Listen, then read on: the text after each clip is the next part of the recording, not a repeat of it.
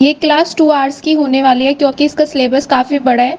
तो आपको क्लास करने में कोई प्रॉब्लम ना हो उसके लिए हमने इसको चैप्टर वाइज़ डिवाइड कर दिया गया है, जिसमें आप क्लिक करके उसको देख सकते हैं। इसका लिंक वीडियो के डिस्क्रिप्शन में भी अवेलेबल है और कमेंट बॉक्स में भी अवेलेबल है, तो आप वहाँ पे जाके चेक कर सकते हैं।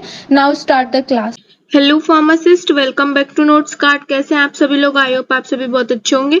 तो आज हम बात करने वाले हैं हॉस्पिटल एंड क्लिनिकल फार्मेसी के चैप्टर नंबर 3 में। ये जो आपका चैप्टर है ये काफ़ी लेंथी है, तो इसको पार्ट वाइज हम बात करने वाले हैं। आप भी अगर इस वीडियो लेक्चर को देखते हैं तो आप भी पार्ट वाइज ही टॉपिक को अपना क्लियर करें।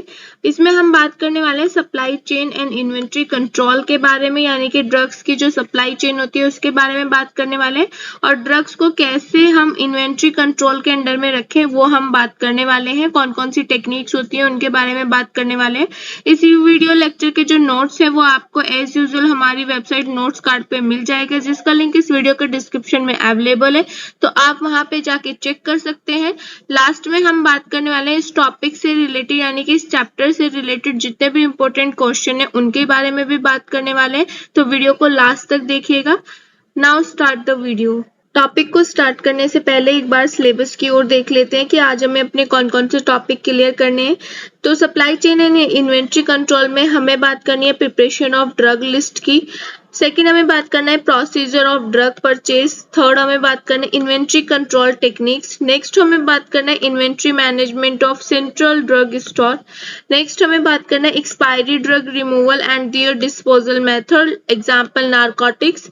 और लास्ट में हमें बात करना है डॉक्यूमेंटेशन। तो हमने इनको पर्टिकुलर टॉपिक्स को यूनिट में डिवाइड किया है। फर्स्ट टॉपिक से हम स्टार्ट करने वाले हैं। तो जैसे कि मैंने आपको बताया था कि ये जो पर्टिकुलर चैप्टर है ये काफी लेंथी है, तो हमने इसको यूनिट वाइज डिवाइड किया। तो यूनिट फर्स्ट में जो हम बात करने वाले हैं वो है सप्लाई चेन में preparation of drug list, high risk drug, emergency drug, schedule H1 drugs, NDPS drug and reserve antibiotics. Second हमें बात करनी है procedure of drug purchase like drug selection, short term, long term, tender, e tender process, quotation. ठीक है, तो first topic से हम start करने वाले हैं। तो सबसे पहले हम बात करने वाले हैं सप्लाई चेन। नेम से ही डिफाइन हो रहा है कि जब भी, क्योंकि यहाँ पे हम क्या पढ़ रहे हैं हॉस्पिटल एंड क्लिनिकल फार्मेसी, तो यहाँ पे जो सप्लाई की बात होने वाली है वो है हमारा ड्रग्स की, यानी कि मेडिसिन की। ठीक है, तो सप्लाई चेन क्या है? एक टाइप का नेटवर्क होता है लोगों का, एक ऑर्गेनाइजेशन होता है, एक रिसोर्स एक्टिविटी होती है। ठीक है, जिसमें क्या करते हैं कि हम जो प्रोडक्ट है, प्रोडक्ट यानी कि जो हमारा ड्रग है, जो हमारी मेडिसिन है, उसको एक जगह से हम दूसरी जगह तक भेजते हैं। तो जितना भी एक जगह से दूसरी जगह भेजने में जितने भी लोग इन्वॉल्व हैं उसको हम बोलते हैं सप्लाई चेन। ठीक है, तो सिंपल सी जो डेफिनेशन बन जाती है वो बन जाती है कि जो सप्लाई चेन होता है ये एक नेटवर्क होता है लोगों का। ठीक है, ऑर्गेनाइजेशन होते हैं, रिसोर्स एक्टिविटीज होती है, टेक्नोलॉजी होती है, जिसमें क्या होता है जो हमारा प्रोडक्ट है, जो हमारी सर्विसेज है उसको सेल किया जाता है। ठीक है, उसको एक जगह से दूसरी जगह भेजा जाता है। अब आपको पता होगा कि जो मेडिसिन बनती है वो कहाँ पे बनती है? मैन्युफैक्चरर कंपनी में बनती है। यानी कि इसमें जो भी हमारा इस पर्टिकुलर चेन में जितने भी लोग हमारा इन्वॉल्व होंगे वो सारे के सारे किस में आएंगे? सप्लाई चेन मैनेजमेंट में आएंगे। ठीक है, तो यहाँ पे एक फ्लो चार्ट के अकॉर्डिंग समझाया गया है कि जो हमारा ड्रग मैन्युफैक्चरर यानी कि जहाँ पे हमारी क्या है ड्रग बनती है, तो उनका जो कनेक्शन रहता है, उनकी जो सप्लाई चेन रहती है वो काफी टाइप से रहती है। जैसे फर्स्ट हम बात करने वाले हैं कि जो ड्रग मैन्युफैक्चरर होते हैं वो क्या करते हैं? हॉस्पिटल में भी मेडिसिन को भेजता है। ठीक है, फिजिशियंस ऑफिसर्स को भेजता है, रिटेल फार्मेसी को भी भेजेगा और अदर साइट्स पे भेजेगा जहां से जो मैन्युफैक्चरर है। अब यहाँ से जितने भी हमारा, चाहे वो हॉस्पिटल है, चाहे वो फिजिशियंस है, चाहे वो रिटेल फार्मेसी है, तो यहाँ पे जितने भी लोग काम करते हैं, जितने भी लोग यहाँ पे वर्क करते हैं वो क्या है? सप्लाई चेन मैनेजमेंट के यानी कि नेटवर्क के कनेक्शन में है। ठीक है, कांटेक्ट में है। तो उसके बाद फिर नेक्स्ट एक उसमें आता है कि जो पर्टिकुलर ये हॉस्पिटल है, फिजिशियंस ऑफिसर है, रिटेल फार्मेसी है, अदर साइड से, तो ये क्या करते हैं कि कहाँ पे पहुंचाते हैं मेडिसिन को? पेशेंट्स के पास। ठीक है, तो यानी कि ड्रग मैन्युफैक्चरर से लेके हॉस्पिटल तक पहुंचाने में जितना भी लोग काम करते हैं वो किस में आते हैं, सप्लाई चेन मैनेजमेंट में आता है, सप्लाई चेन में आता है, या फिजिशियंस ऑफिसर या फिर रिटेल फार्मेसी या किसी अदर मेडिकल स्टोर पे भी। और जब अदर मेडिकल स्टोर या रिटेल फार्मेसी या फिजिशियंस हॉस्पिटल से जो ड्रग है वो किसके पास जाएगी, पेशेंट्स के पास जाएगी। ठीक है, तो इसमें सब इन्वॉल्व रहते हैं, फिजिशियन से लेके फार्मासिस्ट भी इन्वॉल्व रहता है। सेकेंड इसमें आता है कि जो मैन्युफैक्चर मेडिसिन होती हैं, यानी कि जो मैन्युफैक्चर ड्रग्स होती है वो डायरेक्ट होलसेलर और गवर्नमेंट डिस्ट्रीब्यूटर के पास भी जा सकती है और उसके बाद वो आगे फॉरवर्ड हो जाएगी कहाँ पे, retailer pharmacy, physicians officer and hospitals. ठीक है, तो इसमें क्या है कि जो होलसेलर्स होते हैं ड्रग मैन्युफैक्चरर से कांटेक्ट करते हैं और उसके बाद होलसेलर क्या करते हैं, रिटेलर फार्मेसी, फिजिशियंस ऑफिस या फिर हॉस्पिटल में मेडिसिन को पहुंचाते हैं। तो ये भी क्या है, एक टाइप की सप्लाई चेन है ड्रग्स की। थर्ड इसमें आता है कि जो मैन्युफैक्चरर कंपनी होती है वो क्या करती है, payer government employ and insures को क्या करती है, कनेक्ट करती है आपस में। उसके बाद फिर कहाँ पे जाते हैं मेडिसिन, फार्मेसी बेनिफिट मैनेजर यानी कि पीबीएम के पास जाती है और उसके बाद फिर से वो कहाँ पे आ जाती है, other sides, retail pharmacy, physicians officer and hospital में आ जाती है और लास्ट में किसके पास पहुंच जाती है, पेशेंट्स के। यानी कि जो सप्लाई चेन का जो मेन एम है वो क्या है, वो ये है कि मैन्युफैक्चरर से यानी कि ड्रग मैन्युफैक्चरर कंपनी से कैसे वो पेशेंट्स के पास आ रही है, वो सारे का सारा किस में आता है, सप्लाई चेन में आता है। यानी कि ड्रग मैन्युफैक्चरर से लेके मेडिसिन को पेशेंट में पहुंचने तक, यानी कि पेशेंट्स के पास पहुंचने तक जितनी भी ये आपस में चेन जुड़ी रहती है, चाहे वो आपका रिटेलर फार्मेसी हो, फिजिशियंस हो, होलसेलर, गवर्नमेंट डिस्ट्रीब्यूटर हो, ये सब किस में आते हैं, सप्लाई चेन में आते हैं। तो यानी कि हम फ्लो चार्ट से समझ सकते हैं कि कैसे मेडिसिन को ड्रग मैन्युफैक्चरर से पेशेंट तक पहुंचाया जाता है। नेक्स्ट हमारा आता है preparation of drug list. Name से डिफाइन हो रहा है, इसमें जो लिस्ट तैयार होती है वो ड्रग से रिलेटेड लिस्ट तैयार होती है। ठीक है, तो किसी भी पर्टिकुलर हॉस्पिटल्स में दो टाइप से लिस्ट तैयार होती है। एक जो क्या करते हैं, नर्स अपने डिपार्टमेंट की बनाते हैं, यानी कि जैसे हॉस्पिटल्स में क्या होते हैं, अलग अलग डिपार्टमेंट्स होते हैं। तो मेनली उसमें क्या है कि जिस भी डिपार्टमेंट में जो भी नर्स काम करती है उनको पता होता है कि डॉक्टर कौन सी मेडिसिन प्रिस्क्राइब करते हैं, तो उसके अकॉर्डिंग वो क्या करती है, अपना डिपार्टमेंट की लिस्ट एक प्रिपेयर कर लेती है जिसमें सारे मेडिसिन के बारे में होता है। ठीक है, यानी कि आप इसको बोलते हैं कि पर्टिकुलरली डिपार्टमेंटल वाइज जो मेडिसिन की लिस्ट प्रिपेयर होती है। एक सेकंड इसमें होते हैं जो फार्मासिस्ट करता है। तो फार्मासिस्ट क्या करते हैं, क्योंकि फार्मासिस्ट के पास क्या है, डिफरेंट डिपार्टमेंट, क्योंकि एक हॉस्पिटल में बहुत सारे डिपार्टमेंट्स होते हैं, तो उनके पास क्या है कि सारे डिपार्टमेंट्स की मेडिसिन आ रही है, जो लिस्ट अभी नर्स ने प्रिपेयर की है वो किसके पास चली जाती है, फार्मासिस्ट। तो फार्मासिस्ट क्या करते हैं, अपनी एक लिस्ट बनाते हैं। यानी कि जो प्रिपरेशन हो रहा है ड्रग लिस्ट का वो दो टाइप से हो रहा है, एक जो नर्स बना रही है और दूसरा जो अब फार्मासिस्ट बना रहा है। तो जो नर्स बना रही है वो डिपार्टमेंटल वाइज है और जो फार्मासिस्ट बना रहा है वो सेंट्रलाइज्ड है। ठीक है, जिससे कि क्या है, एक पर्टिकुलर जो इन्वायरमेंट है हॉस्पिटल का वो कंट्रोल रहे, बना रहे, और जो काम है, जो वर्क है फार्मासिस्ट, नर्स और डॉक्टर का, वो स्मूथली वर्क अपना करता रहे। ठीक है, तो ये पर्टिकुलर जो लिस्ट होती है वो एक्सपीरियंस स्टाफ के साथ बनाई जाती है। ऐसा नहीं है कि कोई भी स्टाफ बनाएगा, जो भी नर्स हैं जिस भी डिपार्टमेंट की है तो वो अपने अकॉर्डिंग वहां पे वो बनाते हैं। ठीक है, तो फार्मासिस्ट के पास जैसे अलग अलग डिपार्टमेंट से सारी लिस्ट आ जाती है, तो फार्मासिस्ट फिर अपनी एक लिस्ट बना लेता है जिसमें वो हाई रिस्क मेडिसिन को अलग कर लेता है, जो हम आगे अभी पढ़ेंगे भी। ठीक है, नार्कोटिक वाली मेडिसिन को अलग कर लेता है, तो ये इमरजेंसी मेडिसिन को अलग कर देता है कि भाई इमरजेंसी कंडीशन में कौन सी मेडिसिन देनी है। तो वो अपनी एक लिस्ट बना के सारी की सारी ड्रग लिस्ट प्रिपेयर कर लेता है। जैसे कि एग्जांपल में जो भी हमारी इंट्रावेनस ड्रग है, जब इनकी एक प्रॉपर लिस्ट बनती है तो देखा जाता है कि एक्यूरेट डोज क्या है और कंसंट्रेशन कितना रहेगी। ठीक है, स्टेबिलिटी कैसी है, स्टेबिलिटी कैसी है, ऑक्यूपेशनल एक्सपोजर कैसा है। तो यानी कि जब लिस्ट बनाई जाती है तो इन सारी चीजों पे क्या रखा जाता है, ध्यान रखा जाता है कि कितनी डोज में लेना है, कौन सी कंसंट्रेशन में लेना है, स्टेबिलिटी, स्टेबिलिटी, ऑक्यूपेशनल एक्सपोजर, तो ये किस कंडीशन में देखा जाता है, जब आईवी की जितनी भी ड्रग्स हैं उनको उस ड्रग्स लिस्ट को प्रिपेयर किया जाता है, उस कंडीशन में ये देखा जाता है। टैबलेट के अकॉर्डिंग टैबलेट में देखा जाएगा, ठीक है। तो ऐसे सारी की सारी क्या होती है, हमारी जो हॉस्पिटल में लिस्ट है वो प्रिपेयर होती है फॉर इमरजेंसी या फिर किसी अदर कंडीशन में। कौन प्रिपेयर करते हैं, 2 लोग प्रिपेयर करते हैं, डिपार्टमेंटल वाइज नर्स प्रिपेयर करती है और फार्मासिस्ट जो होते हैं वो पूरा का पूरा डिपार्टमेंट, सारे ओवरऑल डिपार्टमेंट को कवर करता है।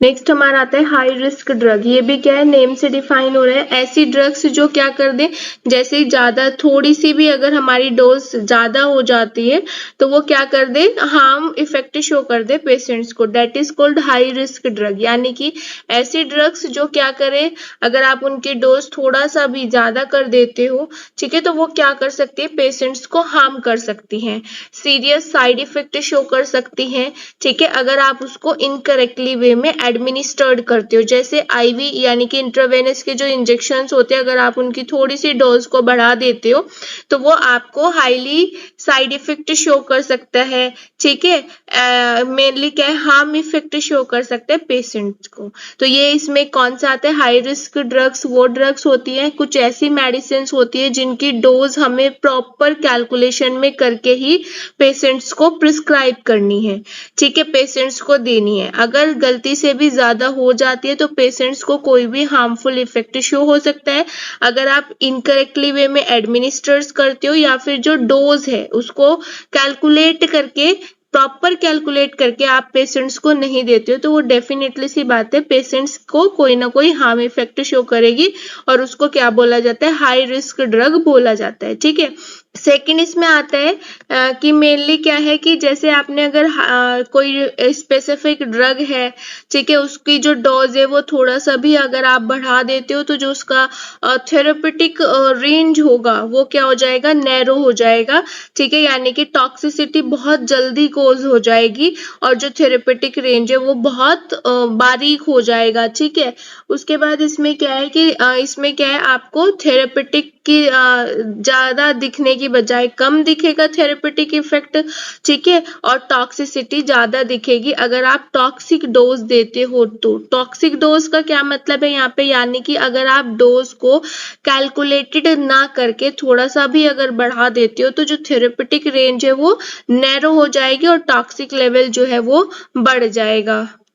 अब यहाँ पे जो आपको शो रहा है ये है list of high risk drug, यानी कि ऐसी ड्रग्स जिनकी अगर डोज कैलकुलेट नहीं करते हैं या फिर थोड़ी सी भी ज्यादा एक्स्ट्रा बढ़ा देते हैं तो वो क्या कर सकता है, पेशेंट्स को हार्म कर सकता है, ठीक है। तो जैसे कि मैंने बताया था कि जो लिस्ट का सिलेक्शन होता है, ड्रग का जो सिलेक्शन होता है लिस्ट वाइज, वो हाई रिस्क की अलग ड्रग्स होती हैं, इमरजेंसी की अलग ड्रग्स होती हैं, शेड्यूल H1 की अलग होती हैं, ठीक है। तो कौन करता है, वो फार्मासिस्ट करता है, क्योंकि जो नर्स होती है वो क्या करते हैं, अपने डिपार्टमेंट के अकॉर्डिंग जो भी उनके डिपार्टमेंट में डॉक्टर प्रिस्क्राइब करता है, सबसे ज्यादा जो मेडिसिन प्रिस्क्राइब करते हैं उनकी लिस्ट दे देते हैं। बट फार्मासिस्ट क्या करता था, फार्मासिस्ट उनको सारे डिपार्टमेंट की जो लिस्ट है उनको कलेक्ट करके तो उनको डिवाइड कर देता था, हाई रिस्क की अलग कर देता था, इमरजेंसी की अलग कर देता था, शेड्यूल H1 की अलग कर देता था। तो यहाँ पे जो लिस्ट है, यहाँ पे जो आपको लिस्ट शो हो रही है वो है कुछ ऐसी ड्रग्स जिनकी अगर हम डोज बढ़ा देंगे तो पेशेंट्स को कोई भी हार्मफुल इफेक्ट हो सकता है,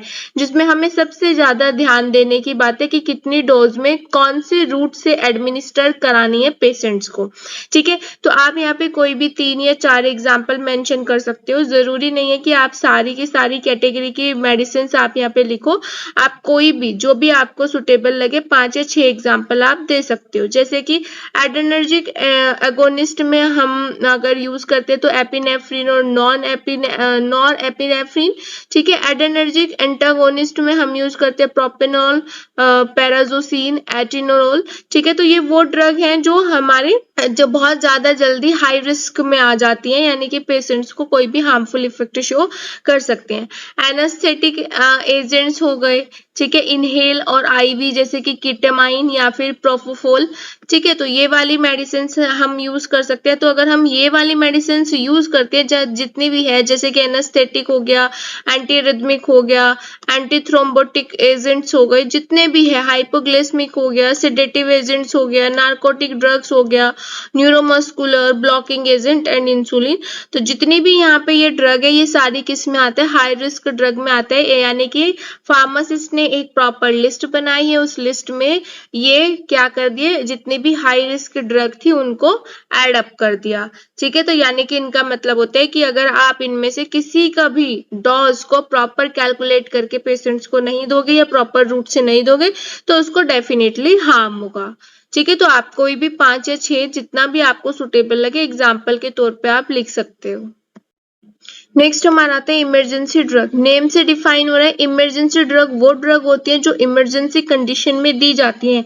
यानी कि सिंपल लैंग्वेज में अगर बात की जाए तो ये वो ड्रग्स होती हैं जब जो पेशेंट्स होते हैं वो लास्ट मोमेंट पे होते हैं डेथ के, और आप उसको बचाने के लिए, अगर आप डॉक्टर हैं तो आप उसको बचाने के लिए जो भी लास्ट मेडिसिन आप उसको देते हो कि आपको लगता है कि इस कंडीशन, इस मेडिसिन के बाद वो ठीक हो जाएगा, that is called emergency drug, ठीक है। या फिर आप सिंपल लैंग्वेज में ये भी बोल सकते हो कि इमरजेंसी कंडीशन में जो भी हम मेडिसिन पेशेंट्स को देते हैं उसको ठीक करने के लिए, that is called emergency drug, ठीक। डेफिनेशन की बात कर लेते हैं। तो इमरजेंसी ड्रग वो ड्रग होती है जो हमें तब जरूरत पड़ती है जब हमारे पास कोई और सोर्स नहीं रहता है जिससे कि वो ज्यादा से जल्दी क्या करे, थेरेपेटिक इफेक्ट शो करे, ठीक है। तो इमरजेंसी ड्रग वो ड्रग्स होती हैं जो मेनली इमीडिएट थेरेपेटिक नीड्स में हम इनको देते हैं जब हमारे पास कोई अदर सोर्स नहीं बचता है पेशेंट्स को रिस्क और हार्म से बचाने के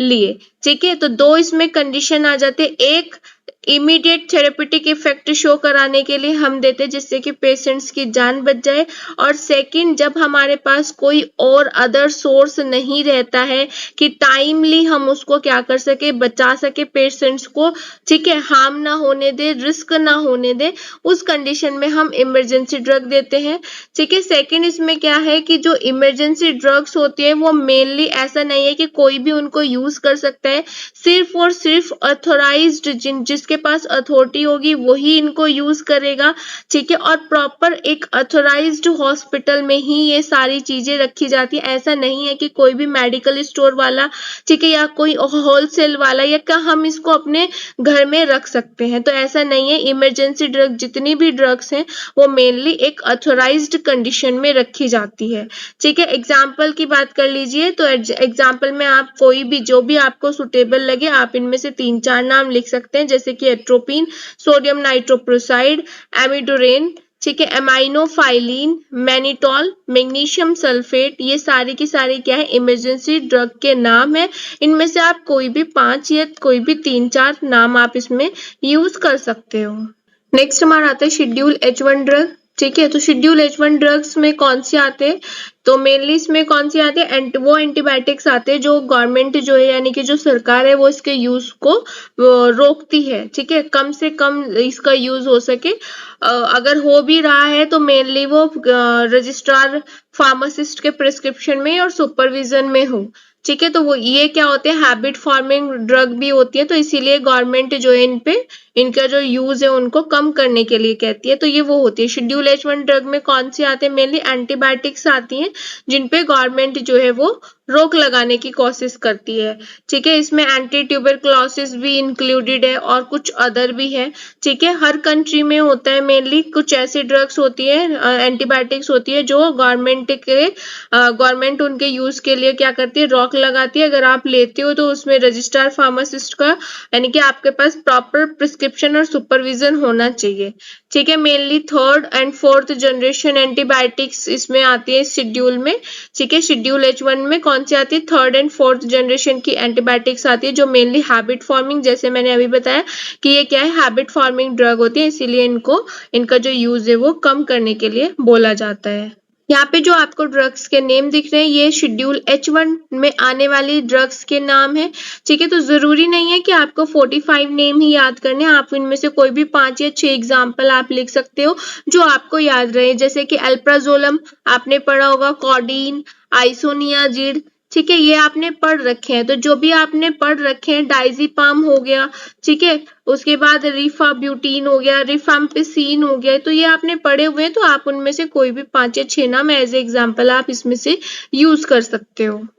नेक्स्ट इसमें हमारा आता है एनडीपीएस ड्रग। तो एनडीपीएस ड्रग क्या है?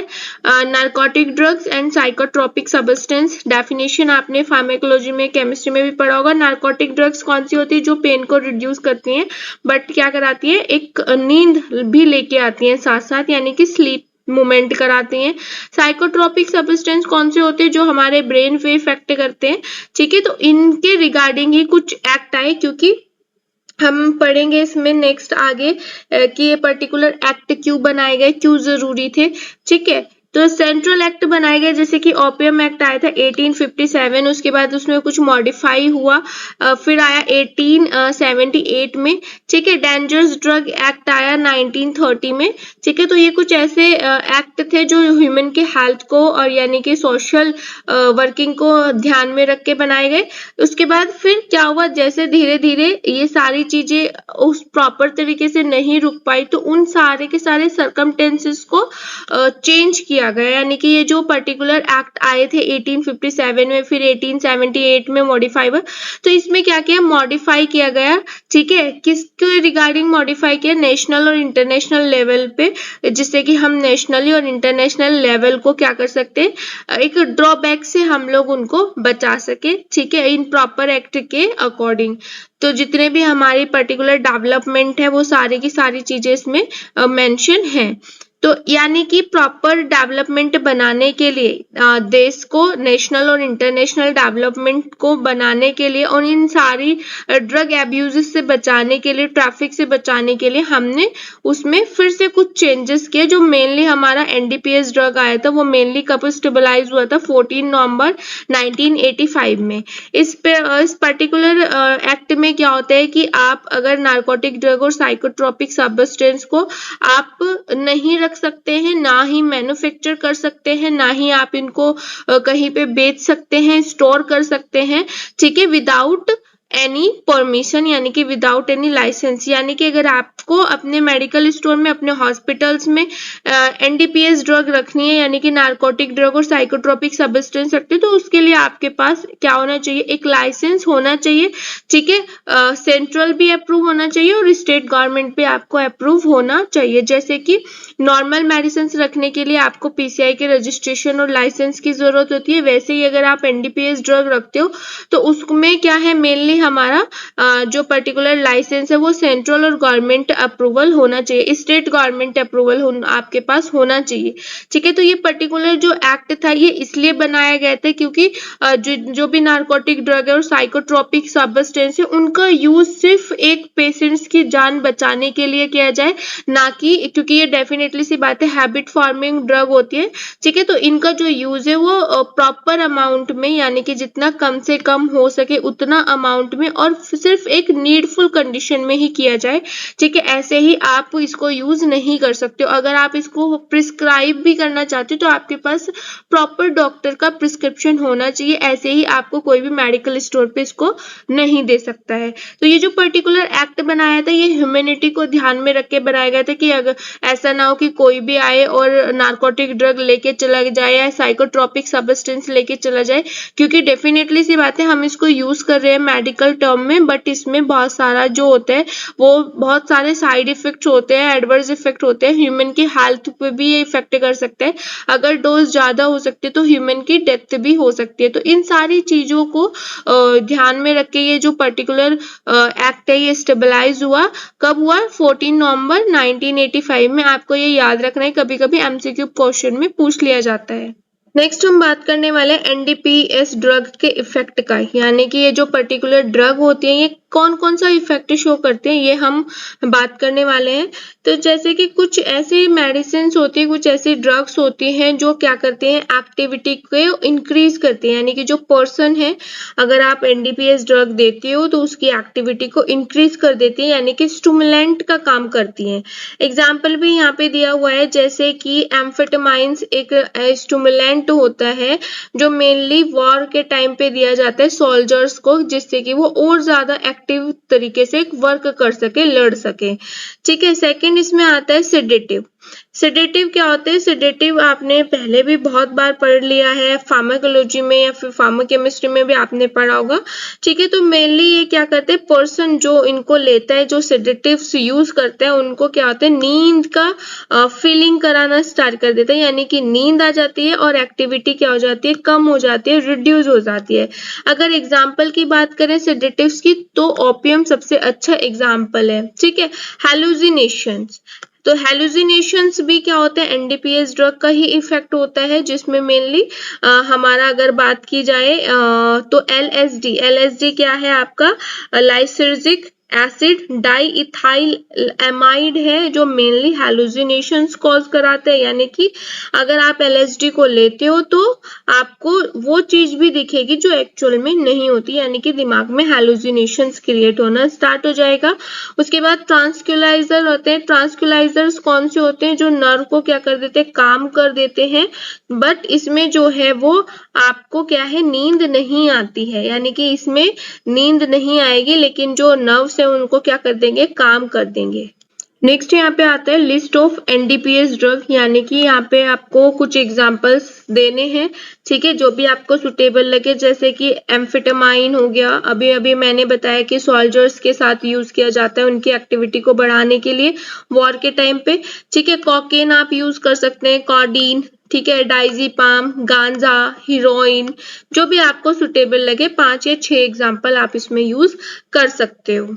नेक्स्ट हमारा आता है रिजर्व एंटीबायोटिक्स। देखिए एंटीबायोटिक्स के आपने सुना होगा कि एंटीबायोटिक्स वो होते हैं जो बैक्टीरिया को किल करते हैं, यानी कि बैक्टीरिया की एक्टिविटी को इनहिबिट करती हैं, खत्म करती हैं। लेकिन यहाँ पे रिजर्व का क्या मतलब है वो हमें बात करनी है।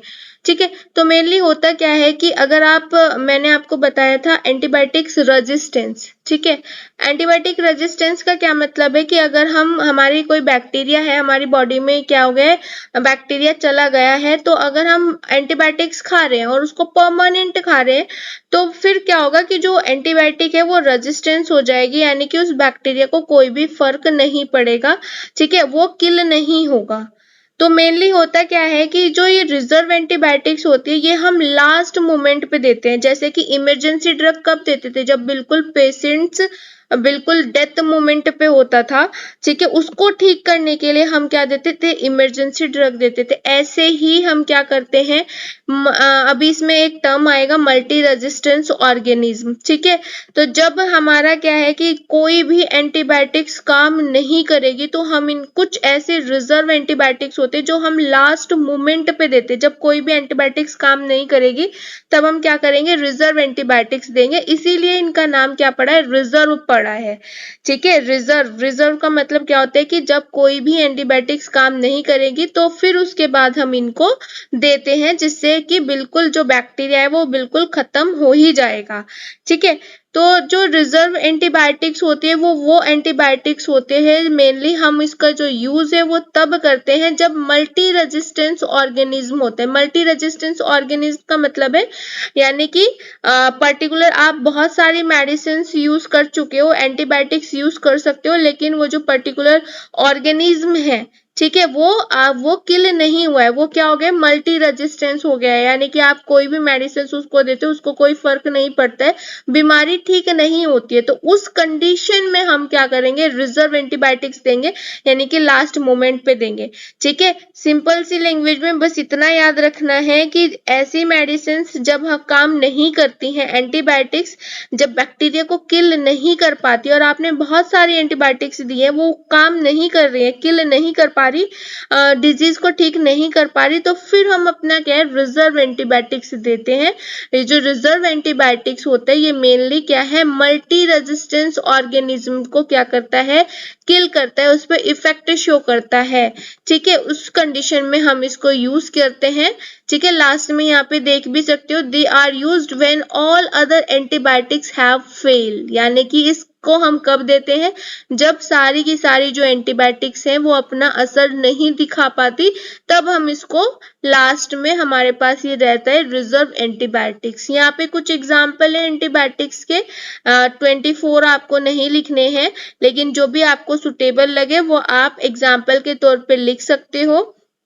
ठीक है, कुछ ऐसे मेडिसिन होते हैं जो हम कंबाइन में देते हैं, तो वो भी आप इसमें यूज कर सकते हो। इंजेक्शन भी हम इसमें दे सकते हैं, ठीक है, कॉम्बिनेशन इंजेक्शन में भी हम इसको दे सकते हैं। तो जो भी आपको ठीक लगे, जो भी आपने पहले पढ़ी हो या आपको लगता है कि नहीं ये मुझे इजीली तरीके से याद हो जाएगी, वो आप इसमें मेंशन कर सकते हो।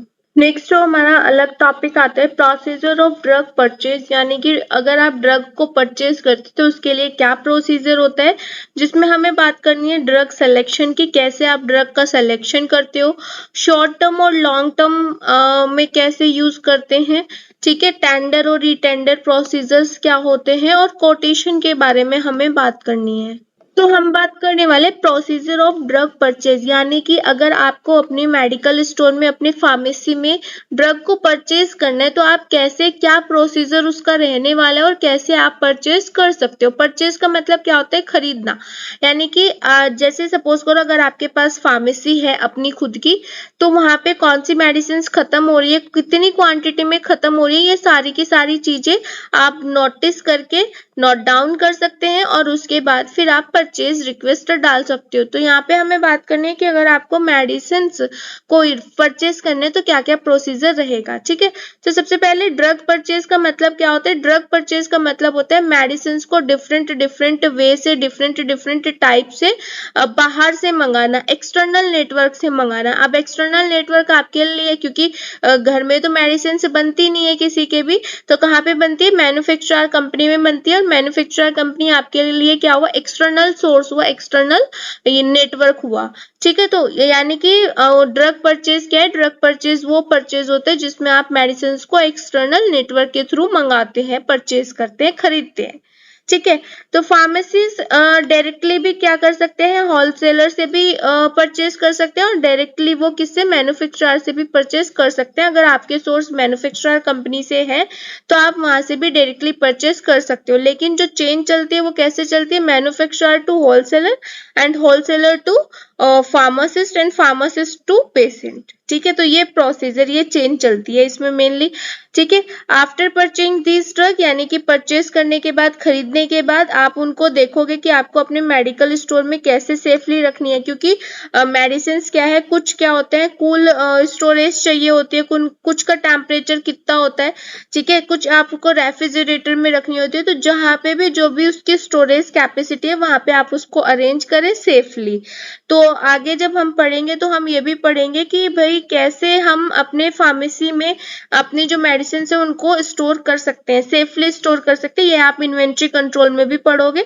ठीक है, फिलहाल हम जो बात कर रहे हैं वो है ड्रग परचेज, यानी कि ड्रग को कैसे हम खरीदे एक्सटर्नल सोर्स से। ठीक है, और उसके बाद फिर आप क्या करते हैं, उसको पेशेंट्स को डिस्पेंस करते हैं, पेशेंट्स को आप उसको प्रोवाइड करते हैं। तो ये मेन प्रोसीजर रहता है, सबको पता होता है।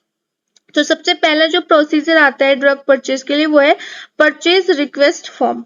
इसमें मेनली होता क्या है कि जो फार्मासिस्ट होता है वो एक ड्रग लिस्ट प्रिपेयर करता है अपने मेडिकल स्टोर से, कौन कौन सी मेडिसिन उसको मंगानी है, कौन कौन सी मेडिसिन उसको खरीदनी है। ठीक है, तो वो वहाँ पे क्या है, एक ड्रग लिस्ट प्रिपेयर करता है। आप भी अगर कल को अपना मेडिकल स्टोर आप ओपन करते हो तो सबसे पहले जो मेडिसिन खत्म है आप उनकी एक प्रॉपर लिस्ट बनाओगे, उसके बाद परचेज रिक्वेस्ट फॉर्म हम फिल करते हैं। सेकंड इसमें क्या आता है, इस पर्टिकुलर फॉर्म में आप क्या भरोगे, जो भी आपको रिक्वायरमेंट है ड्रग की, कितनी क्वालिटी में है और कितनी क्वांटिटी में है, ये फॉर्म में फिल किया जाता है। वैसे तो क्या है आज के टाइम में सब ऑनलाइन सिस्टम है, ठीक है, ऑनलाइन आप मेल डाल सकते हो, कोटेशन डाल सकते हो, लेकिन पहले क्या होता था, परचेज रिक्वेस्ट फॉर्म फिल किया जाता था। ठीक है, तो हम इसको नहीं भूल सकते क्योंकि हम पहले से ये प्रोसीजर में यूज करते हुए आ रहे हैं।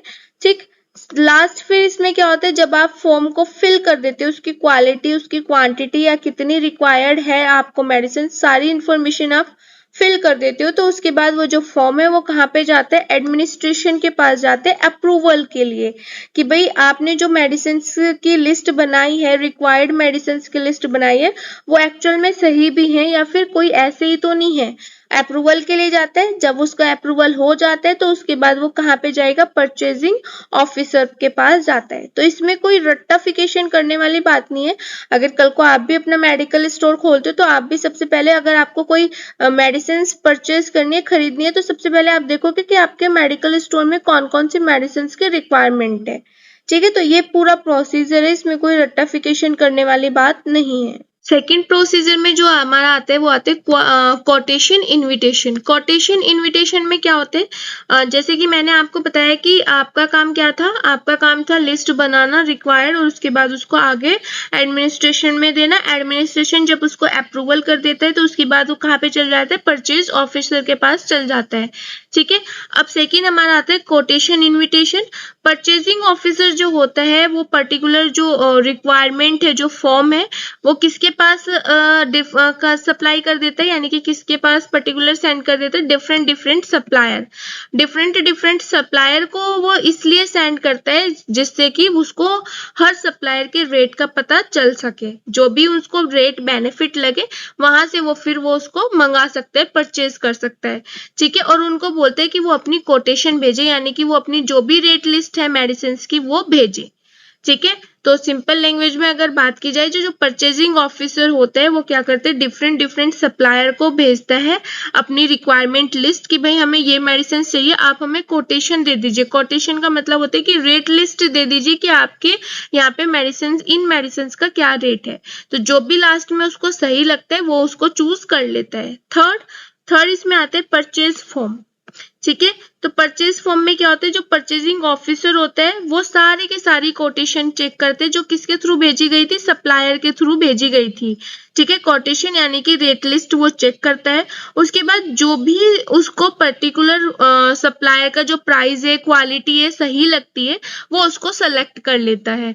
ठीक है, और उसके बाद उसको बोल देता है कि आपको ये यहाँ पे, यानी कि जगह बता देता है, एड्रेस बता देता है कि यहाँ पे आपको ये क्या करना है, ऑर्डर डिलीवर करना है, परचेज करना है ऑर्डर को। ठीक, उसके बाद फिर फोर्थ इसमें आता है रिसिप्ट ऑफ गुड प्रोडक्ट, यानी कि जितना भी प्रोडक्ट आपने सप्लायर से मंगाया है, खरीदा है, परचेज किया है, वो सारा का सारा किस में चला जाता है, आपका पर्टिकुलर गुड प्रोडक्ट में चला जाता है, और उसका आपको बिल चाहिए होता है।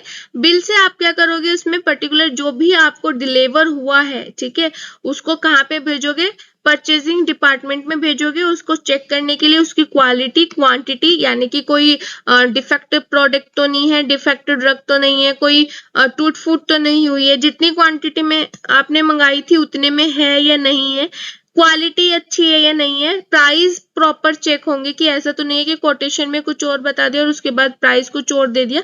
इसीलिए वो क्या करते हैं, प्राइस लिस्ट भी साथ के साथ मंगाते हैं, बिल मंगाते हैं।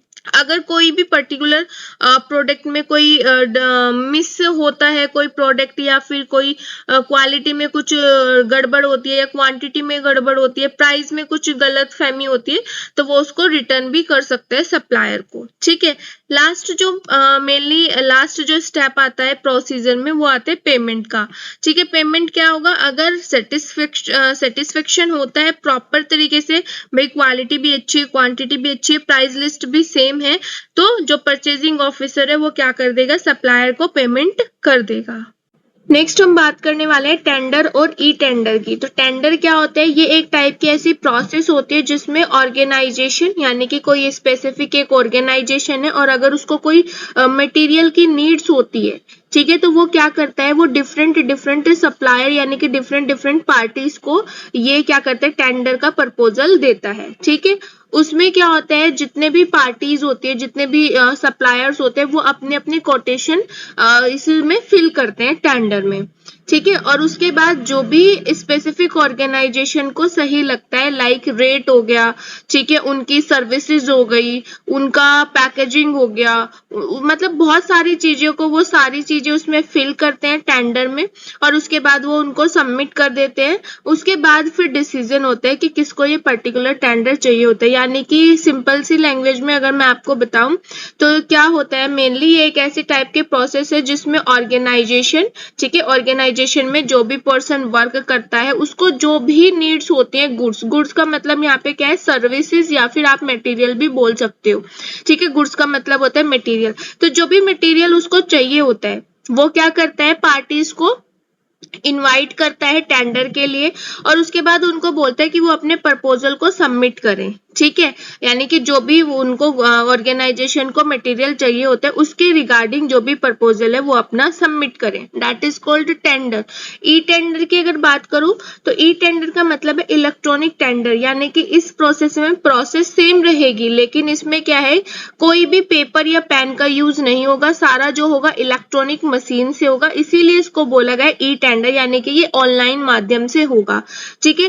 टेंडर के प्रोसेस में कुछ स्टेप्स इन्वॉल्व रहते हैं, जैसे कि गवर्नमेंट के टेंडर्स भी आते हैं, ठीक है, और प्राइवेट टेंडर्स भी आते हैं। तो उसमें मेनली क्या होता है कि जो टेंडर्स होते हैं वो इनवाइट करते हैं वेरियस सप्लायर्स को, ठीक है, बहुत सारे सप्लायर्स को वो क्या करेंगे, इनवाइट करेंगे। उसके बाद जो सप्लायर्स होते हैं उस पर्टिकुलर टेंडर में वो क्या करेंगे, एक लिफाफे में बंद करके, ठीक है, उसको सारी जितनी भी उसकी डिमांड्स है या जितना भी उनकी सर्विसेज है वो सारी सर्विसेज अपना उस टेंडर में फिल करेंगे, और उसके बाद एक लिफाफे में बंद करके टेंडर की ड्यू डेट से पहले वो क्या कर देंगे, उसको सबमिट कर देंगे। यानी कि टेंडर की जो भी लास्ट डेट ऑर्गेनाइजेशन ने रखी होगी उससे पहले पहले वो सप्लायर्स को सेंड करना है।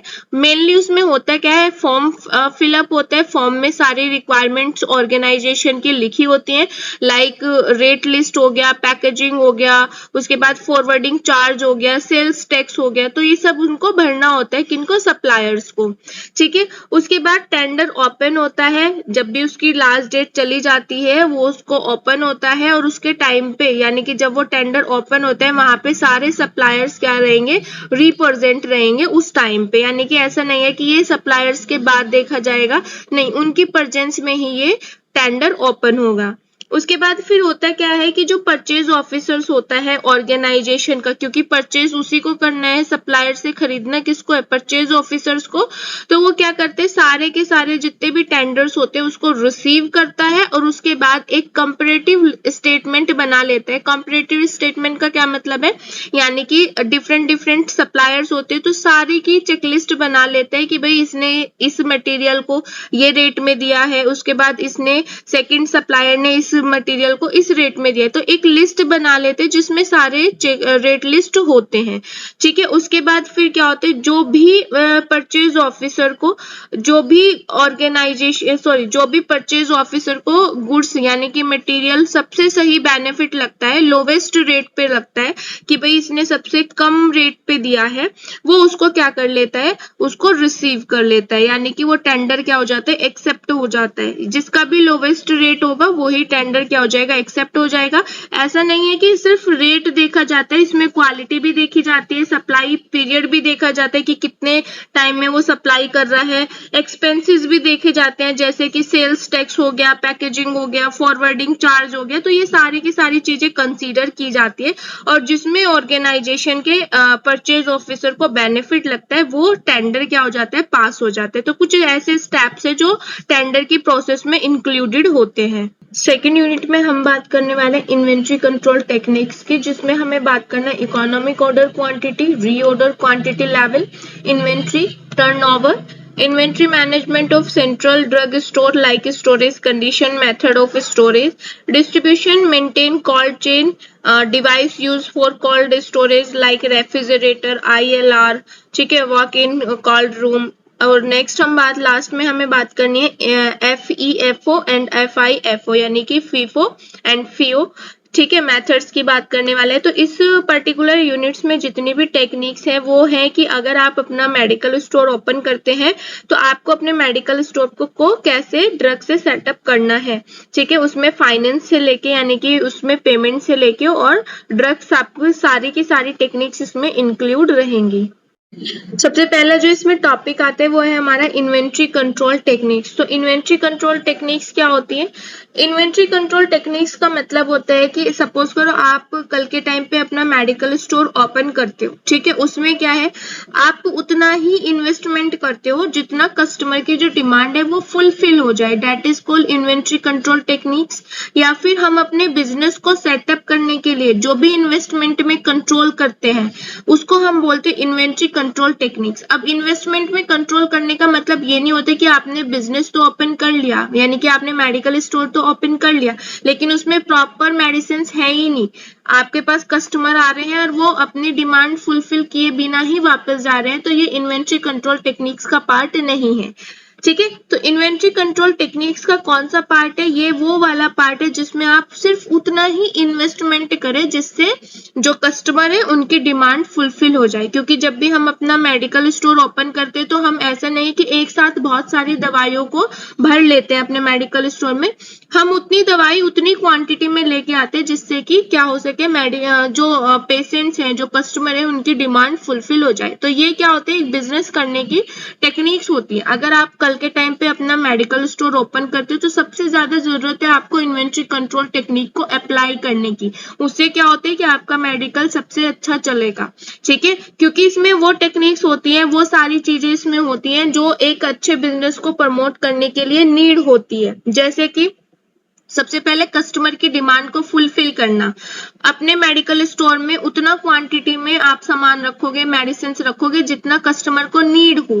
ठीक है, उसके बाद लेस अमाउंट में करना, ऐसा भी नहीं होना चाहिए कि भाई आपने सामान तो रख लिया, मेडिसिन तो रख लिया लेकिन हाई प्राइस में रखी है जिससे कस्टमर उसको अफोर्ड ही नहीं कर पा रहा है, तो उससे भी कोई फायदा नहीं है।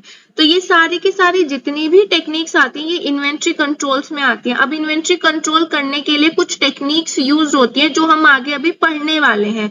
तो सबसे पहले बात कर लेते हैं इन्वेंट्री कंट्रोल होता क्या है। तो ये एक टाइप की प्रोसेस होता है जिसमें हम मेडिसिन को इन्वेंट्री की तरह हैंडलिंग करते हैं। इन्वेंट्री का मतलब क्या होता है कि उतना प्रॉपर अमाउंट में आप मेडिसिन रखें अपने मेडिकल स्टोर में जितना नीड हो। ठीक है, जितना नीड हो प्लस आप उतना ही इन्वेस्टमेंट करें जितना नीड हो, जिससे कि आपका जो आपके जो कस्टमर है उनकी डिमांड फुलफिल हो जाए, उतना हमें अपना मेडिकल स्टोर में रखना है। ठीक है, ये एक प्रॉपर प्रोसीजर होता है। उसके बाद जैसे मैंने बताया लो प्राइस, यानी कि आपको अपने मेडिकल स्टोर में वो मेडिसिन रखें जिनका प्राइस लो हो। ठीक है, लो प्राइस की मेडिसिन रखना है क्योंकि हर कोई कस्टमर हाई प्राइस में अफोर्ड नहीं कर सकता है। ठीक है, लेस अमाउंट में रखना है इन्वेस्टमेंट, यानी कि इन्वेस्टमेंट आप उतना ही रखोगे जितना कस्टमर की नीड हो और आपके पास अगर कोई कस्टमर आता है तो वो वापस ना जाए, that is called inventory control. ये सारी टेक्निक्स जितनी भी आती है इन्वेंट्री कंट्रोल में आती है। सपोज करो अगर आपने मेडिकल स्टोर ओपन किया है और आपको पैरासीटामोल के अभी स्टार्टिंग में अगर आप एक बॉक्स मंगाते हो, ठीक है, तो एक बॉक्स मंगाने के बाद यानी कि उसमें बहुत सारी स्ट्रिप्स होती हैं, तो आप उसको एक बॉक्स ही मंगाए। जैसे ही आपको लगे कि ये खत्म होने वाला है तो आपको उससे पहले ही उसको दोबारा से क्या कर लेना है, परचेज कर लेना है, खरीद लेना है। वो सारी की सारी जितनी भी चीजें होती हैं इन्वेंट्री कंट्रोल टेक्निक्स में आती है। उसके बाद प्राइस देखा जाता है, लोवेस्ट प्राइस में मंगाई जाती है जो कस्टमर भी इजी तरीके से अपना काम कर ले, यूज कर ले, उनको खरीद ले। तो ये सारी की सारी चीजें किसमें आते हैं, इन्वेंट्री कंट्रोल में आते हैं। ऑब्जेक्टिव की बात कर लेते हैं कि ऑब्जेक्टिव्स क्या क्या रहते हैं। तो ऑब्जेक्टिव सबसे पहले तो यही रहता है, अगर आप इन्वेंट्री कंट्रोल टेक्निक्स को फॉलो करते हैं जो हम आगे अभी पढ़ेंगे भी, तो ये क्या करता है, ये आपके जो मेडिकल स्टोर है उसमें जो मेडिसिन है उनकी सप्लाई को एडुकेट अमाउंट में रखता है, यानी कि पर्याप्त अमाउंट में रखता है जिससे कि कोई भी कस्टमर वापस ना जाए, कस्टमर की फुलफिल हो जाए, जो भी उनकी डिमांड है उतना सप्लाई मोमेंट इनका रहता है। उसके बाद मिनिमम चार्ज के थ्रू रहता है, यानी कि जो चार्ज होगा वो मिनिमम होगा। और इससे आपको पता चलता है कि आपके मेडिकल स्टोर में यानी कि आपके ड्रग स्टोर में किस चीज की नीड है, शॉर्टेज है और को क्या चीज उसमें चाहिए होती है। तो ये सारी चीजें किसके थ्रू बनता है, इन्वेंट्री कंट्रोल टेक्निक्स के थ्रू यूज होती हैं। सेकंड इसमें है, ये क्या करता है, प्रॉपर एक मेडिकल स्टोर में, एक ड्रग स्टोर में प्रॉपर रिकॉर्ड मेंटेन करने में हेल्प करता है। प्रॉपर रिकॉर्ड मेंटेन करने का क्या मतलब है, सपोज करो आपने मेडिसिन, आपने जो अपना आपका मेडिकल स्टोर है उसमें आपने प्रॉपर दवाई लगाई हुई है, मेडिसिन लगाई हुई है इन्वेंट्री कंट्रोल टेक्निक के अकॉर्डिंग, ठीक है। तो आपको पता चल जाएगा कि आपके पास कौन सी दवाई की शॉर्टेज है और कौन सी दवाई आपको अभी नहीं मंगानी है। तो ये क्या करते हैं, प्रॉपर रिकॉर्ड को मेंटेन करने में हेल्प करता है, क्योंकि मेडिकल स्टोर बड़ा होता है, बहुत सारी मेडिसिन होती है। तो अगर आप इन्वेंट्री कंट्रोल टेक्निक को यूज करते हो तो उसमें आपका डाटा प्रॉपर रहता है। उसके बाद ये क्या करते हैं, शॉर्ट टर्म और लॉन्ग टर्म प्लानिंग, जो भी हमारी प्रोडक्शन होते हैं, जो भी हमारी मेडिकल प्रोडक्ट्स की नीड होती है, तो ये शॉर्ट टर्म में भी हेल्प करते हैं और लॉन्ग टर्म में भी हेल्प करता है। लॉन्ग टर्म और शॉर्ट टर्म का क्या मतलब है, कुछ मेडिसिन ऐसी होती हैं जो बहुत जल्दी आपका क्या परचेज हो जाती हैं, जैसे कि पेन किलर हो गया, पैरासीटामोल हो गया, डाइक्लो हो गया। लेकिन कुछ ऐसी होती है जो काफी लॉन्ग टाइम तक भी चलती है। तो लॉन्ग टाइम तक अगर चल रही है तो आप उनकी क्वांटिटी को थोड़ा कम करोगे, और जो शॉर्ट टर्म के लिए मेडिसिन है आप उनकी क्वांटिटी को ज्यादा करोगे, ठीक है। नेक्स्ट इसमें आता है जो इन्वेंट्री कंट्रोल होता है वो मेनली क्या करते हैं, ब्रिंगिंग एफिशिएंसी इन परचेजिंग, यानी कि परचेज की इफिकेसी को भी ये मेंटेन करके रखता है। कितना अमाउंट में आपको परचेज करना है, कितना अमाउंट में आपको परचेज कोई भी मेडिसिन को परचेज करना है, ये सारी चीजें किस में आती है, इन्वेंट्री कंट्रोल में हेल्प करता है, स्टोरिंग में हेल्प करता है। उसके बाद accounting for medical product, accounting for medical product का क्या मतलब होता है कि जो भी मतलब हमें जितना भी इन्वेस्टमेंट करना है उसमें भी ये क्या करता है, हेल्प करता है, ठीक है। स्टोरिंग, परचेजिंग और अकाउंटिंग में भी ये हेल्प करता है। नेक्स्ट इसमें आता है इम्पोर्टेंस ऑफ इन्वेंट्री कंट्रोल, यानी कि इसका इम्पोर्टेंस क्या है। तो सबसे पहले तो क्या होता है कि ये बेटर सर्विस प्रोवाइड कराते हैं कस्टमर को, क्योंकि अगर आप कस्टमर की डिमांड्स को फुलफिल करेंगे तो डेफिनेटली सी बात है आपका जो बिजनेस है वो प्रमोट होगा, इम्प्रूव होगा, ठीक है। तो ये बेटर सर्विस प्रोवाइड कराता है। अब बेटर सर्विस में प्राइस भी आ जाता है, क्योंकि हर कोई कस्टमर हाई प्राइस वाली मेडिसिन को अफोर्ड नहीं कर पाता है। तो आपको दोनों चीजों में ध्यान रखना है।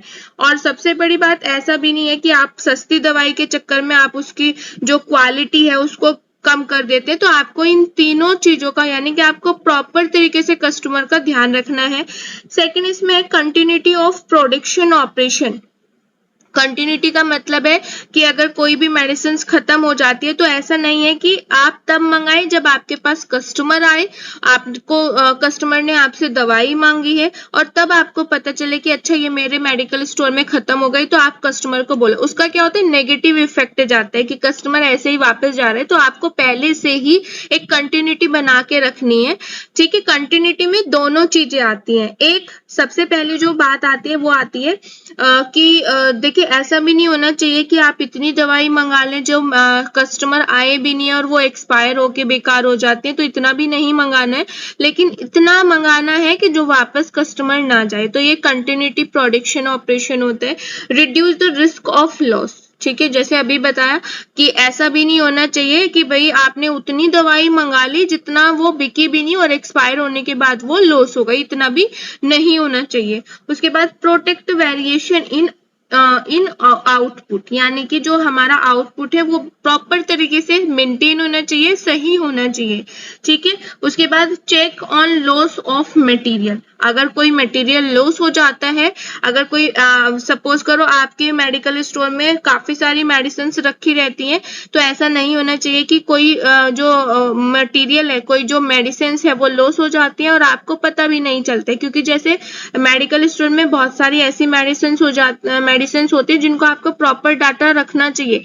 लाइक जैसे नार्कोटिक ड्रग्स हो गई, ठीक है, या फिर कोई आईवी इंजेक्शन हो गया जो हार्मफुल हो सकता है दूसरे के लिए। तो आपको अपना अगर अगर कोई ऐसी चीजें हो रही हैं तो आपको उसमें प्रॉपर चेकआउट करना है कि भाई प्रॉपर मेडिसिन मेरे मेडिकल स्टोर में है या नहीं। ऐसा नहीं होना चाहिए कि आपको पता ही नहीं है और आपके मेडिकल स्टोर से मेडिसिन जो है वो गायब भी हो रही हैं। तो ये कुछ ऐसे इंपॉर्टेंस हैं जो हमारा इन्वेंट्री कंट्रोल के थ्रू ही हम पता कर सकते हैं। नेक्स्ट हम बात करने वाले हैं modern techniques of inventory control. जैसे कि मैंने आपको बताया कि जो इन्वेंट्री कंट्रोल होता है, अगर आप इसको अप्लाई करते हैं, फॉलो करते हैं, तो आपका जो बिजनेस है, आपका जो मेडिकल स्टोर है, वो अच्छे तरीके से चल सकता है, यानी कि प्रमोटिंग मूवमेंट में आ सकता है, इम्प्रूव हो सकता है। तो इसमें कुछ टेक्निक्स हैं जैसे कि एबीसी एनालिसिस। एबीसी एनालिसिस का मतलब होता है ऑलवेज बेटर कंट्रोल। इसको आप याद रख सकते हैं। एबीसी एनालिसिस का जो ऑब्जेक्ट होता है वो है ऑलवेज बेटर कंट्रोल, यानी कि हमेशा एक बेटर कंट्रोल रहे जिससे कि कस्टमर ना वापस जाए, आपका इन्वेस्टमेंट भी प्रॉपर यूटिलाइज हो, लॉस ना हो, और आपकी जो मेडिकल स्टोर है उसमें प्रॉपर दवाई रहे, ना ज्यादा ना कम।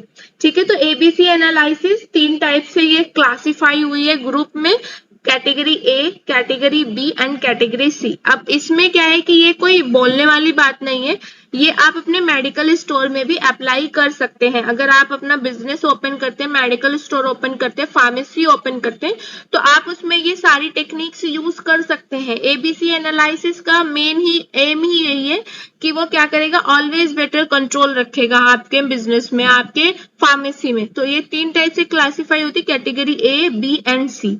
ठीक है, हम बात करने वाले हैं सबसे पहले कैटेगरी ए की। तो जो कैटेगरी ए होता है एबीसी एनालिसिस में, वो क्या करता है, मैक्सिमम अमाउंट में इसका जो रहता है टोटल स्टॉक, यानी कि जितना भी ड्रग का टोटल स्टॉक होगा, तो वो मैक्सिमम अमाउंट किसको देंगे आप, कैटेगरी ए को। और ये कैसे कैलकुलेट होता है, एनुअली भी कैलकुलेट कर सकते हो आप, मंथली भी कैलकुलेट कर सकते हो आप, वीक वाइज भी कैलकुलेट करते, डिपेंड करते हैं आपके ऊपर। ठीक है, क्योंकि जो ज्यादा चलते हुए मेडिकल स्टोर होते हैं, जो फार्मेसी होते हैं, उनके पास इतना टाइम नहीं होता कि वो हर वीक में ये सारी कैलकुलेशन कर सके। तो वो या तो क्या करते हैं 6 महीने में करते हैं या फिर साल में करते हैं। ठीक है, तो कैटेगरी ए, बी एंड सी की बात कर लेते हैं। तो यहाँ पे क्या है, यहाँ पे 3 कैटेगरी में जो है इन्वेंट्री कंट्रोल एबीसी एनालिसिस में डिवाइड किया गया है। एबीसी एनालिसिस मतलब category A, category B and category सी।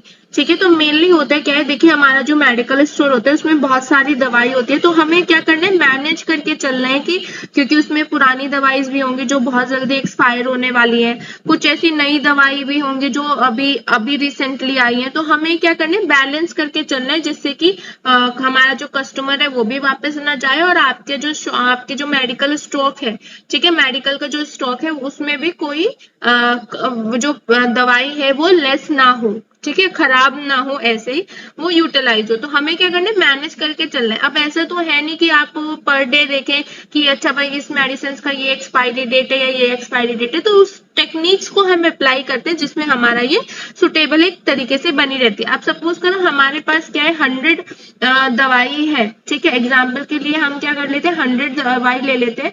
तो इसमें से क्या होगी, इसमें हर कैटेगरी की दवाई होगी जो बहुत जल्दी क्या होते हैं, बहुत ज्यादा यूज में भी होने वाली होंगी, बहुत कम यूज में भी होने वाली, कुछ एक्सपेंसिव भी होंगी जिसको सुपरविजन की जरूरत होती है।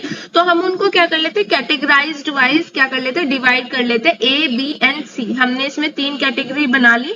ठीक है, आप अगर कल के टाइम पे अपने मेडिकल स्टोर ओपन करते हैं तो आप भी इसको टेक्निक्स को यूज कर सकते हो। अगर आपके पास 100 दवाई है तो आप उनको 3 कैटेगरी में यूज कर लेते हो। सबसे पहले कैटेगरी ए, जिसमें क्या होता है, मेनली हमें सुपरविजन की जरूरत होती है। कुछ ऐसी मेडिसिन होती है जो बहुत हाई कॉस्ट होती है और पेशेंट्स की नीड होती है, इसीलिए तो हम क्या करते हैं कि वैल्यू के अकॉर्डिंग इनको क्या करते हैं, डिवाइड कर लेते हैं।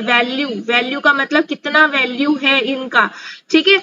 तो जिसमें क्या है, अगर सपोज करो हमारे पास 10% दवाई ऐसी हैं जो हमारा क्या है 80% वैल्यू है उनकी मार्केट में, ठीक है, तो आप उसको किस में रखोगे, कैटेगरी ए में रखोगे। तो आपको याद रहेगा कि अच्छा ये इनको सुपरविजन की जरूरत है, आप इनको कहीं ऐसे ही नहीं फेंक सकते हो, ठीक है, तो आपको क्या है अपने सुपरविजन में इनको रखनी है। तो ऐसे डिवाइड कर लेते हो। कैटेगरी बी में क्या होता है, मेनली इनमें सुपरविजन के जो सुपरविजन होता है वो काफी लेस होता है, यानी कि लेस सुपरविजन का मतलब कि आपको थोड़ा कम ध्यान रखना है लेकिन रखना है, ठीक है। तो ये क्या होता है, जो कैटेगरी बी में जो मेडिसिन आती है वो आती है लेस सुपरविजन जिनको रिक्वायर्ड होता है, ठीक है। और इसमें क्या होता है, मेनली सेमी एनुअली इनको प्लेस किया जाता है, ठीक है, हाफ हाफ यानी कि 6-6 महीने के लिए ये प्लेस किया जाता है।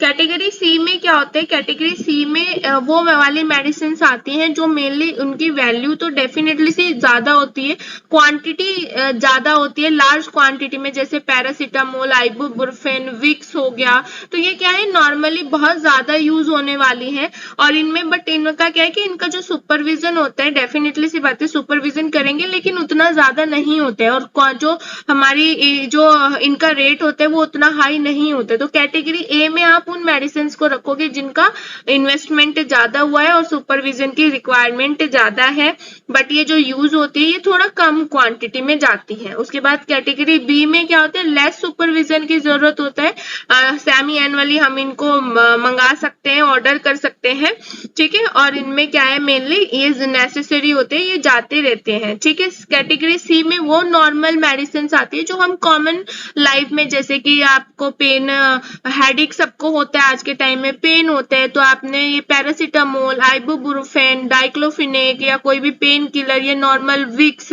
ठीक है। जैसे सर्दियों की अगर बात करूं तो सर्दियों में बहुत ज्यादा कफ सिरप आ जाती है, तो यानी कि इसमें मेनली क्या होते हैं, वो मेडिसिन होती हैं जो हम लोग बहुत ज्यादा क्वांटिटी में हमें इसलिए मंगानी पड़ती है क्योंकि ये क्या है, इसमें ज्यादातर ये सबसे ज्यादा बिकने वाली मेडिसिन होती है जो नॉर्मली लोग लेके जाते हैं, ठीक है। तो ये वो मेडिसिन होती हैं जो हमें लार्ज क्वांटिटी में मंगानी होती है, सुपरविजन की जरूरत थोड़ा कम पड़ती है और बहुत ज्यादा वैल्यू में ये बिकती रहती है। इनका जो इन्वेस्टमेंट होता है वो कम होता है, यानी कि इनका जो प्राइस होता है वो कम होते हैं। तो तीन डिवाइडेशन हो गए, कैटेगरी ए, बी एंड सी। ए में हमने कौन सी मेडिसिन रखी है, दोबारा से बता देती हूँ, जिनकी वैल्यू ज्यादा है, ठीक है, और जिनकी वैल्यू ज्यादा है, जिनका प्राइस ज्यादा है, जिनको ज्यादा सुपरविजन की जरूरत होती है, लेकिन मार्केट में मेनली क्या होता है कि पेशेंट्स को बहुत इमरजेंसी कंडीशन पे नीड पड़ती है, ये रखना है।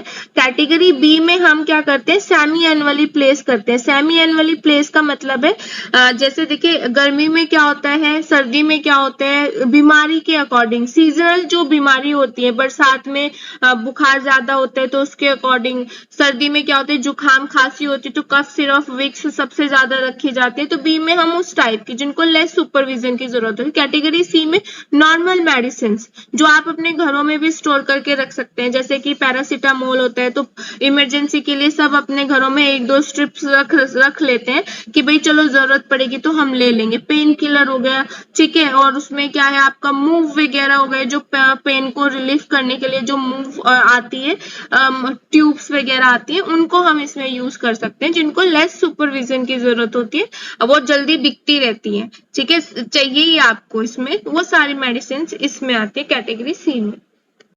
नेक्स्ट इसमें आता है एडवांटेज और डिसएडवांटेज। देखिए जो भी हम चीज अप्लाई करते हैं, जो भी हम टेक्निक्स अप्लाई करते हैं, उनके एडवांटेजेस होती हैं तो कुछ डिसएडवांटेजेस भी होती है, तो वो हमें यहाँ पे देखना है।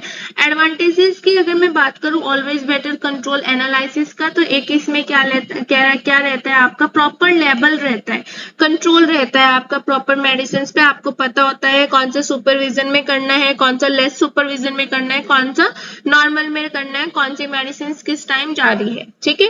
सेकंड इसमें होता है केयरफुल अकाउंटिंग। अकाउंटिंग का मतलब होता है आपको पता होता है कि अगर 100 मेडिसिन मंगाई है तो ए कैटेगरी से कितनी गई है, बी से कितनी गई है और सी से कितनी गई है। सेफ्टी स्टॉक, सेफ्टी स्टॉक का मतलब होता है कि एक आपके पास प्रॉपर सेफ्टी स्टॉक रहता है, कोई भी कस्टमर आपका वापस नहीं जाता है, ठीक है। उसके बाद है quantity discount factor. Quantity discount factor का क्या मतलब है कि आपके जो पर्टिकुलर मेडिकल स्टोर है वहां पे जो स्टॉक है उसकी क्वांटिटी प्रॉपर बनी रहती है, ठीक है, उसमें ना कोई कम होते हैं ना कोई ज्यादा। उसके बाद लेआउट ऑफ स्टोर्स, यानी कि आपका जो पर्टिकुलर मेडिकल स्टोर है, अगर आप इस टेक्निक्स को यूज करते हो तो आपको पता होता है कि आपके मेडिकल स्टोर में कौन सी मेडिसिन कहाँ पे रखी है।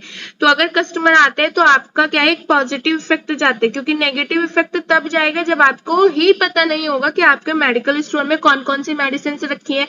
कस्टमर आते हैं, आप क्या करते हो, सर्च करना स्टार्ट कर देते हो, कस्टमर को लगता है कि यार इसको खुद नहीं पता है कि कहाँ पे कौन सी मेडिसिन रखी है, तो वो वो क्या है नेगेटिव इफेक्ट जाते हैं। तो आपको एक अगर आप ये टेक्निक्स यूज करते हो तो आपका क्या है एक लेआउट बन जाता है मेडिकल स्टोर का कि वहां पे वो मेडिसिन रखी है।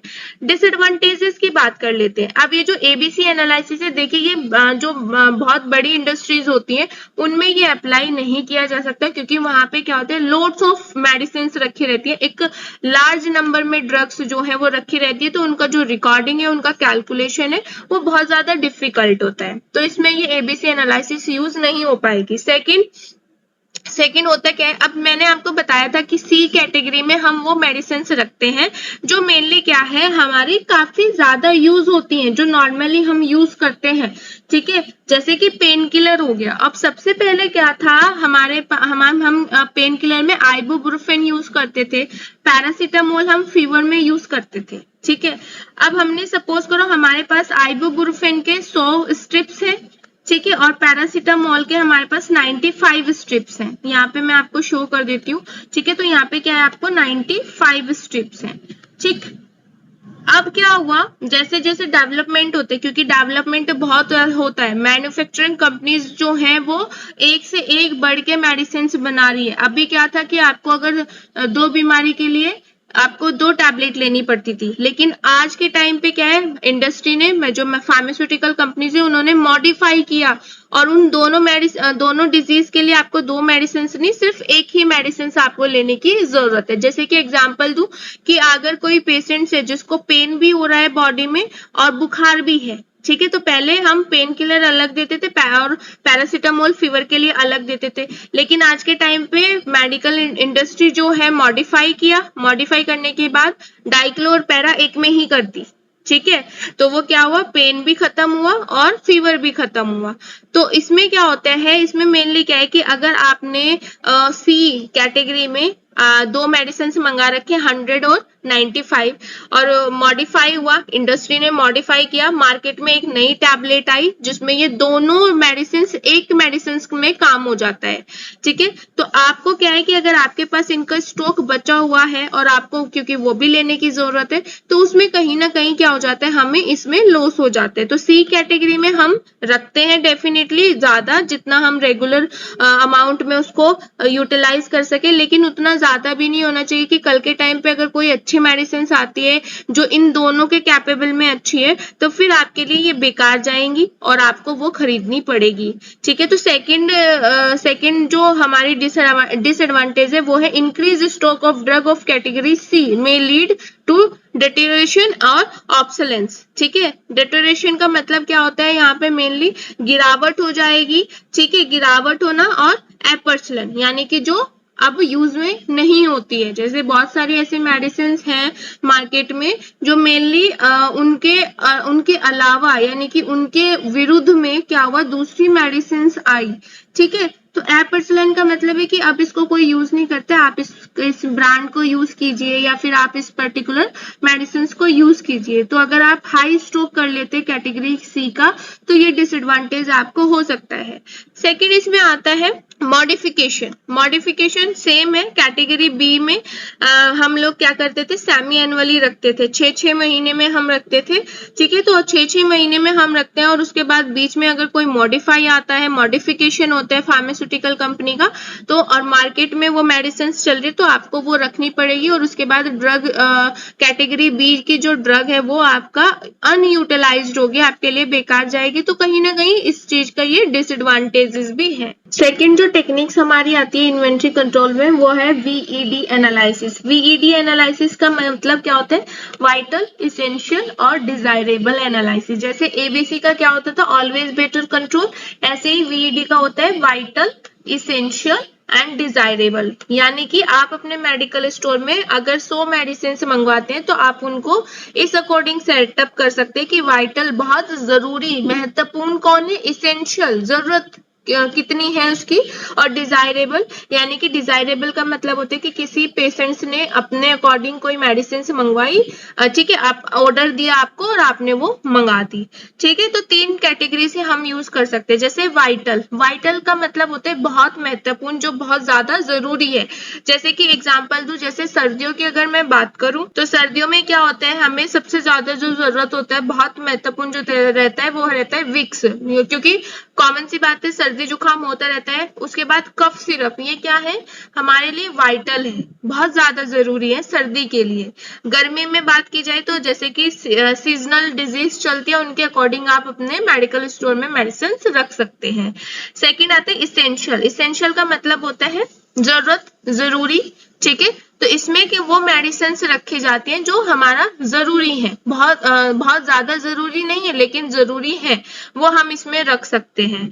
सेकंड आते हैं डिजायरेबल। डिजायरेबल का मतलब होता है इच्छा के अकॉर्डिंग, यानी कि आपको किसी पर्टिकुलर पेशेंट्स ने कोई मेडिसिन मंगवाई और आपने उसको वो लाके दे दी, तो डिजायरेबल का मतलब क्या होता है यहाँ पे, इच्छा के अकॉर्डिंग। तो हमें इसी वॉल्यूम में क्या करना है, स्टॉक को रखना है, हाई स्टॉक, नॉर्मल स्टॉक और फिर बहुत कम स्टॉक, ठीक है। जैसे बहुत सारे ऐसे पेशेंट्स होते हैं जो डिमांडेबल करते हैं कि भाई हमें ये वाली कफ सिरप चाहिए, हमें ये कफ सिरप चाहिए, या फिर हमें ये वाली मेडिसिन मंगानी है, तो डिजायरेबल यानी कि दूसरे की इच्छा के अकॉर्डिंग आप उसको मंगा सकते हैं। नेक्स्ट हमारा टेक्निक्स में आता है लीड टाइम। लीड टाइम क्या होता है, ये एक ऐसा एवरेज टाइम पीरियड होता है जो कहाँ से कहाँ तक होते हैं। सपोज करो आप मेडिकल के फार्मासिस्ट हो, ठीक है, अपने फार्मेसी के फार्मासिस्ट हो, आपने कोई मेडिसिन मंगाई, ऑर्डर की, ऑर्डर करने के बाद अगर आप होलसेलर से मंगा रहे हो तो होलसेलर, ठीक है, उसको क्या करेगा, आगे प्रोसीड करेगा। अगर होलसेलर के पास नहीं है तो वो कहाँ पे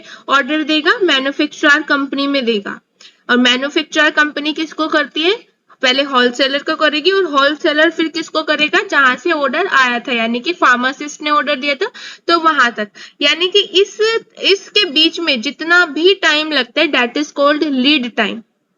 या फिर आप सिंपल लैंग्वेज में बोल सकते हो कि आपका प्रोडक्ट जब जितना टाइम में आपको मिलता है उसके जो बीच का टाइम होता है उसको हम बोलते हैं लीड टाइम। जैसे सपोज कीजिए आप ऑनलाइन अगर शॉपिंग करते हैं, तो ऑनलाइन अगर शॉपिंग कर रहे हो तो उसमें लिखा रहता है कि ये इतने से इतने टाइम के बीच में आएगा, 25 डेज में आएगा, 15 डेज में डिलीवरी होगी।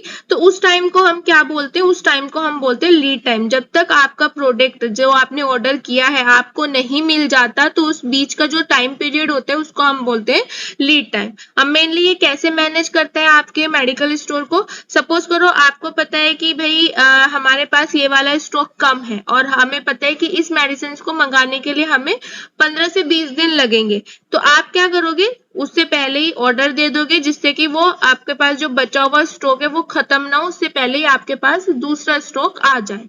तो मेनली लीड टाइम के अकॉर्डिंग हम क्या करते हैं, ऑर्डर करते हैं, क्योंकि हमें पता होता है कि भाई ये इतने दिनों में ऑर्डर होगा, हमारे पास आएगा, ठीक है, ये 20 to 55 डेज में आएगा, तो उसके अकॉर्डिंग हम अपना मेडिकल में स्टॉक को मैनेज कर सकते हैं। इन्वेंट्री कंट्रोल टेक्निक्स में नेक्स्ट जो हमारा आता है वो है सेफ्टी स्टॉक और बफर स्टॉक। नेम से डिफाइन हो रहा है सेफ्टी स्टॉक, यानी कि हम किसी सेफ मोमेंट के लिए इसको रखेंगे, यानी कि ऐसी कंडीशन जब हमारे पास कोई अदर ऑप्शन नहीं होगा या फिर आपने ऑर्डर किया है लेकिन वो नहीं आया है, तो उस कंडीशन के लिए हम इसके में एज ए सेफ्टी स्टॉक रखते हैं कि भाई ये हमारा सेफ्टी स्टॉक है, इसमें से हम तभी यूज करेंगे जब इमरजेंसी कंडीशन होगी।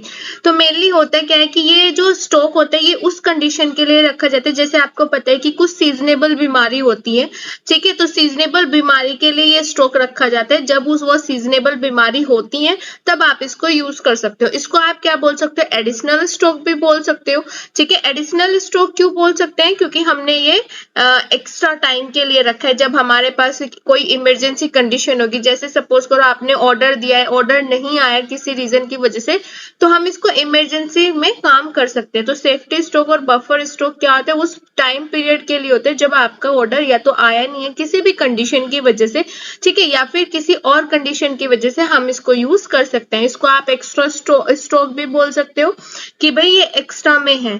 आप नॉर्मल मेडिसिन जो मेडिकल स्टोर में है वो आप यूज करोगे, बट जो बफर स्टॉक होते हैं और जो सेफ्टी स्टॉक होते हैं वो हम इमरजेंसी कंडीशन में यूज करते हैं। नेक्स्ट इसमें आते हैं minimum and maximum stock level. देखिए मिनिमम और मैक्सिमम की जो डेफिनेशन है, जो डिफाइन करता है वो करता है कस्टमर की लोकेशन, ठीक है, और कस्टमर की नीड। मेनली अगर देखा जाए तो अगर हम डिफाइन करें मिनिमम एंड मैक्सिमम स्टॉक को, तो डिपेंड करता है वो कस्टमर की लोकेशन और कस्टमर की नीड, कितना नीड है कस्टमर को और कस्टमर की लोकेशन क्या है। जो रूरल एरिया होते हैं, ठीक है, तो वहां पे क्या होता है कि हाई फाई सोसाइटी नहीं रहती है, तो वो क्या करते हैं, वो उन्हीं मेडिसिन को प्रेफर कर सकते हैं जो उनके बजट में हो। तो आप अगर मेडिकल स्टोर अपना खोलते हैं तो सबसे पहले आप देखते हैं कि एरिया कैसा है। अगर वहां पे पुअर लोग रहते हैं तो आपको उनकी ही कंडीशन के अकॉर्डिंग मेडिसिन मंगवाएंगे, यानी कि जिसका प्राइस कम हो लेकिन असर करे, ट्रीटमेंट करे, ठीक है, उनकी डिजीज को ठीक करे। तो जो minimum and maximum stock level को जो डिफाइन करता है वो करता है कस्टमर की लोकेशन, ठीक है, कस्टमर की नीड, और कस्टमर उस पर्टिकुलर प्रोडक्ट को, उस स्टॉक को लेने के लिए ठीक है एग्री है या नहीं। तो कुछ चीजें होती हैं, minimum stock and maximum stock. अगर सपोज करो आपने रूरल एरिया में कहीं पे अपना मेडिकल स्टोर खोला है तो आप मिनिमम क्या रखोगे, मिनिमम स्टॉक में आप वो मेडिसिन रखोगे जो हाई कॉस्ट की होंगी। मैक्सिमम कौन सी रखोगे, जो आपका नॉर्मल उनकी रेंज में है, ठीक है, वो वहां पे एग्री है उस मेडिसिन को लेने के लिए, तो वो आपका क्या होगा, मैक्सिमम स्टॉक लेवल होगा। तो जब भी आप अपना मेडिकल स्टोर अगर ओपन करते हैं तो सबसे पहले आप देखें कि वहां के कस्टमर कैसे हैं, वहां के लोग कैसे हैं, वहां की लोकेशन क्या है, ठीक है, और सप्लायर वहां पे कैसे डील करता है। क्योंकि बहुत सारे ऐसे होते हैं, जब हम बिजनेस स्टार्ट करते हैं मेडिकल स्टोर, तो आप देखते हो कि जब आप मेडिसिन से मंगाते हो तो आप देखते हो कि कौन सा सप्लायर आपको कम रेंज में मेडिसिन देता है जो आपके नॉर्मल रेंज के अकॉर्डिंग हो, ठीक है। अगर सपोज करो आपने न्यू बिजनेस स्टार्ट किया तो आप कोई हाई फाई लेवल की मेडिसिन मंगा के नहीं रखोगे। आप क्या देखोगे, सबसे पहले देखोगे कि कौन सा सप्लायर आपके लिए बेनिफिट है। ऐसे ही कस्टमर, जो पेशेंट होते हैं, जो लोग होते हैं, वो भी यही देखते हैं कि कौन सा ऐसा मेडिकल स्टोर है, फार्मेसी है, जिससे में हमें कम रेट में दवाई मिले और बेनिफिशियल हो। तो वो क्या होता है, minimum and maximum stock level अगर आप डिवाइड करते हो तो वो मिनिमम मैक्सिमम लेवल जो होते हैं वो कस्टमर की लोकेशन के ऊपर डिपेंडेबल करता है, ठीक है। मैक्सिमम स्टॉक अगर आप रखते हो, क्वांटिटी रखते हो और वो हाई प्राइस की है, तो अगर रूरल एरिया है तो वहां के जो लोग हैं उसको प्रेफर नहीं कर पाएंगे, ठीक है। मेनली क्या होता है, ये भी क्या है, एक कैलकुलेशन का पार्ट होता है जिसमें हम minimum and maximum stock level को हम इसके पैरामीटर्स को हम डिटरमाइन कर सकते हैं। नेक्स्ट हमारा आता है economic order quantity. Economic order quantity का मतलब होता है कि एक साल में कितने लोगों ने कितनी क्वांटिटी में कौन से ड्रग को ऑर्डर किया है, यानी कि जो भी हाईली इकोनॉमिक ऑर्डर क्वांटिटी होगा और जो भी लो इकोनॉमिक ऑर्डर क्वांटिटी होगा। तो ये जो इकोनॉमिक ऑर्डर क्वांटिटी होती है ये मेनली बेस्ड करता है इकोनॉमिक पे। इकोनॉमिक का मतलब वहां के आसपास के लोगों पे ये बेस्ड होता है। अगर इसको हमें निकालना है, अगर इसको हमें डिटरमाइन करना है एक साल के लिए, तो मेनली हम ऑर्डरिंग कॉस्ट और कैरिंग कॉस्ट यानी कि होल्डिंग कॉस्ट को हम क्या कर सकते हैं, हम इन दोनों की हेल्प से इकोनॉमिक ऑर्डर क्वांटिटी को निकाल सकते हैं। इसमें क्या होते हैं, जो ऑर्डरिंग कॉस्ट है यानी कि जो पर्टिकुलर प्रोडक्ट का ऑर्डरिंग कॉस्ट है, और जो होल्डिंग कॉस्ट है, होल्डिंग कॉस्ट का मतलब हुआ कि कितने टाइम तक वो जो प्रोडक्ट था वो रखा गया है, दैट इज होल्डिंग कॉस्ट। तो इन दोनों के अकॉर्डिंग हम क्या कर सकते हैं, डिटरमाइन कर सकते हैं इकोनॉमिक ऑर्डर क्वांटिटी किसी भी ड्रग स्टोर की। ये एनुअली होता है और इसमें आगे का हमें पता चलता है कि अगले नेक्स्ट ईयर कितना इकोनॉमिक ऑर्डर क्वांटिटी, यानी कि एक सपोज मूवमेंट हमारे पास आ जाता है कि इतना क्वांटिटी में हमें ऑर्डर अभी रखना है, ठीक है। तो ये क्या है, एनुअली निकलता है और किसके ऊपर बेस्ड होते हैं, ऑर्डरिंग कॉस्ट के और कैरिंग कॉस्ट के, ठीक है। नेक्स्ट हमारा आता है रीऑर्डर लेवल। रीऑर्डर लेवल का क्या मतलब होता है, यानी कि सपोज करो आपके फार्मेसी में 100 पीस थे, ठीक है, 100 पीस में से आपका जो अभी बचे हैं वो कितना बचे हैं, 20% आपका बचे, यानी कि 20 पीसेस आपके मेडिकल स्टोर में बचे हैं। तो आपको क्या करना है, आपको करना है रीऑर्डर, यानी कि दोबारा से आप रीऑर्डर करें जिससे कि ये जो स्टॉक है आपका मेंटेन रहे, खत्म ना हो, ठीक है। तो अगर हम रीऑर्डर करते हैं तो हम सबसे पहले देखते हैं कि हमें क्वांटिटी यानी कि कितनी क्वांटिटी में आगे पीस मंगाने हैं, कितनी क्वांटिटी में हमें ऑर्डर करना है, और दूसरी बात ऑर्डर कब तक आ जाएगा उसके अकॉर्डिंग ही आप क्या करोगे, रीऑर्डर करोगे। ठीक है, तो रीऑर्डर का मतलब ये होता है, रीऑर्डर लेवल का मतलब होता है कि कितने लेवल यानी कि कितने टाइम पीरियड तक आपको करना है। तो आपके पास जब 20 बच जाते हैं या 30 बच जाते हैं, तब आप अगर उसको करते हो तो डेट इज लेवल, और कितनी क्वांटिटी में आगे आपको करना है। तो क्वांटिटी किसके ऊपर बेस्ड होगी, 100 पीसेस में से कितना सही से जो पीसेस हैं वो लिए हैं कस्टमर ने या नहीं। यानी कि ये किसके ऊपर डिपेंड करते हैं, सेल के ऊपर डिपेंड करते हैं। अच्छी सेल हुई है तो आप ज्यादा मंगाओगे, अगर कम सेल हुई है तो आप क्या करोगे, कम मंगाओगे। तो या आप 80 मंगा सकते हो, 70 मंगा सकते हो, 60 मंगा सकते हो। तो ये क्या है, रीऑर्डर क्वांटिटी। तो दो चीजें हमारे पास होती है, एक होता है रीऑर्डर लेवल और एक होता है रीऑर्डर क्वांटिटी। ठीक है, तो रीऑर्डर क्वांटिटी क्या रिप्रेजेंट करती है, साइज ऑफ द ऑर्डर, यानी कि कितना क्वांटिटी में हमें इसमें मंगाना है। ठीक है, और लेवल क्या डिनोट करते हैं, लेवल का मतलब होता है कि कितने टाइम पीरियड में वो आपको मंगाना है। यानी कि जब आप सपोज आपके पास 100 पीसेस थे, 20 बचे, तो आपने तुरंत उसको क्या कर दिया, रीऑर्डर कर दिया, क्योंकि रीऑर्डर होने में भी टाइम लगेगा। लीड टाइम जो हमने अभी पीछे पढ़ा है कि लीड टाइम वो टाइम होते हैं जो आप ऑर्डर करते हो और उसको आने में जितना टाइम लगता है, दैट इज लीड टाइम। तो लीड टाइम के ऊपर भी कहीं ना कहीं हमारा जो रीऑर्डर लेवल है वो बेस्ड रहता है। तो दो होते हैं, एक होते हैं रीऑर्डर लेवल और एक होते हैं रीऑर्डर क्वांटिटी। तो क्वांटिटी कितनी क्वांटिटी में मंगाना है, क्योंकि हमें क्या करना है, अपने स्टॉक को मेंटेन करना है। इतना ज्यादा भी नहीं रखना कि वो बिल्कुल एक्सपायर हो जाए लेकिन सेल ना हो, और इतना कम भी नहीं रखना है कि कस्टमर आए और वापस चला जाए बिना लिए। ठीक है, कस्टमर सेटिस्फेक्शन ना हो। ठीक है, तो हमें क्या करना है, इस लेवल को मेंटेन करके रखना है। तो रीऑर्डर लेवल वो लेवल होता है जिसमें हम अपना कोई भी प्रोडक्ट को रीऑर्डर करते हैं, दोबारा से ऑर्डर करते हैं। दो चीजें हमें इसमें ध्यान रखनी है, एक तो क्वांटिटी कितनी क्वांटिटी में, और एक लेवल यानी कि कब हम इसको करें। जैसे 100 पीस है, आपको पता है कि कम से कम 20 to 30 डेज लगते हैं ऑर्डर, लीड टाइम जो है 20 to 30 डेज है। तो आपको क्या है कि जब आपके पास 20 या 30 पीसेस अभी बचे रहेंगे, तब आप उसको क्या कर देंगे, रीऑर्डर कर देंगे, जिससे कि जब तक ये 20 पीस खत्म होते हैं वो आपके पास आपका ऑर्डर आ जाए। तो इसमें क्या है कि कस्टमर को सफर ना करना पड़े और आपको भी सफर ना करना पड़े। तो ये भी क्या है, बेनिफिशियल है फॉर फार्मेसी। नेक्स्ट हमारा आता है फॉर्मूला फॉर रीऑर्डर लेवल, यानी कि अगर हमें रीऑर्डर लेवल निकालना है तो हम कुछ फॉर्मूला है जो यूज कर सकते हैं। सबसे फर्स्ट फॉर्मूला जो हमारा यहाँ पे वो है reorder level equal to maximum consumption. Maximum consumption का मतलब है कि कितना कंजप्शन हुआ है, ठीक है, मल्टीप्लाई मैक्सिमम रीऑर्डर पीरियड, यानी कि ऑर्डर को जो रीऑर्डर है हमारा उसको आने में कितना टाइम लगेगा, यानी कि कितना मैक्सिमम पीरियड लगेगा। अगर आपको मैक्सिमम कंजप्शन नहीं पता है तब भी आप रीऑर्डर लेवल निकाल सकते हैं। अल्टरनेटिव फॉर्मूला है मिनिमम स्टॉक लेवल जो आपके पास है, plus average rate of consumption, यानी कि एक जो कंजप्शन हुआ है उसका एवरेज रेट आप निकाल सकते हैं, मल्टीप्लाई एवरेज रीऑर्डर पीरियड, यानी कि एक एवरेज का मतलब होता है कि भाई इतने से इतना हो सकता है रीऑर्डर पीरियड, उसको आप क्या कर सकते हो, रीऑर्डर लेवल निकाल सकते हो अगर आपको मैक्सिमम कंजप्शन नहीं पता है।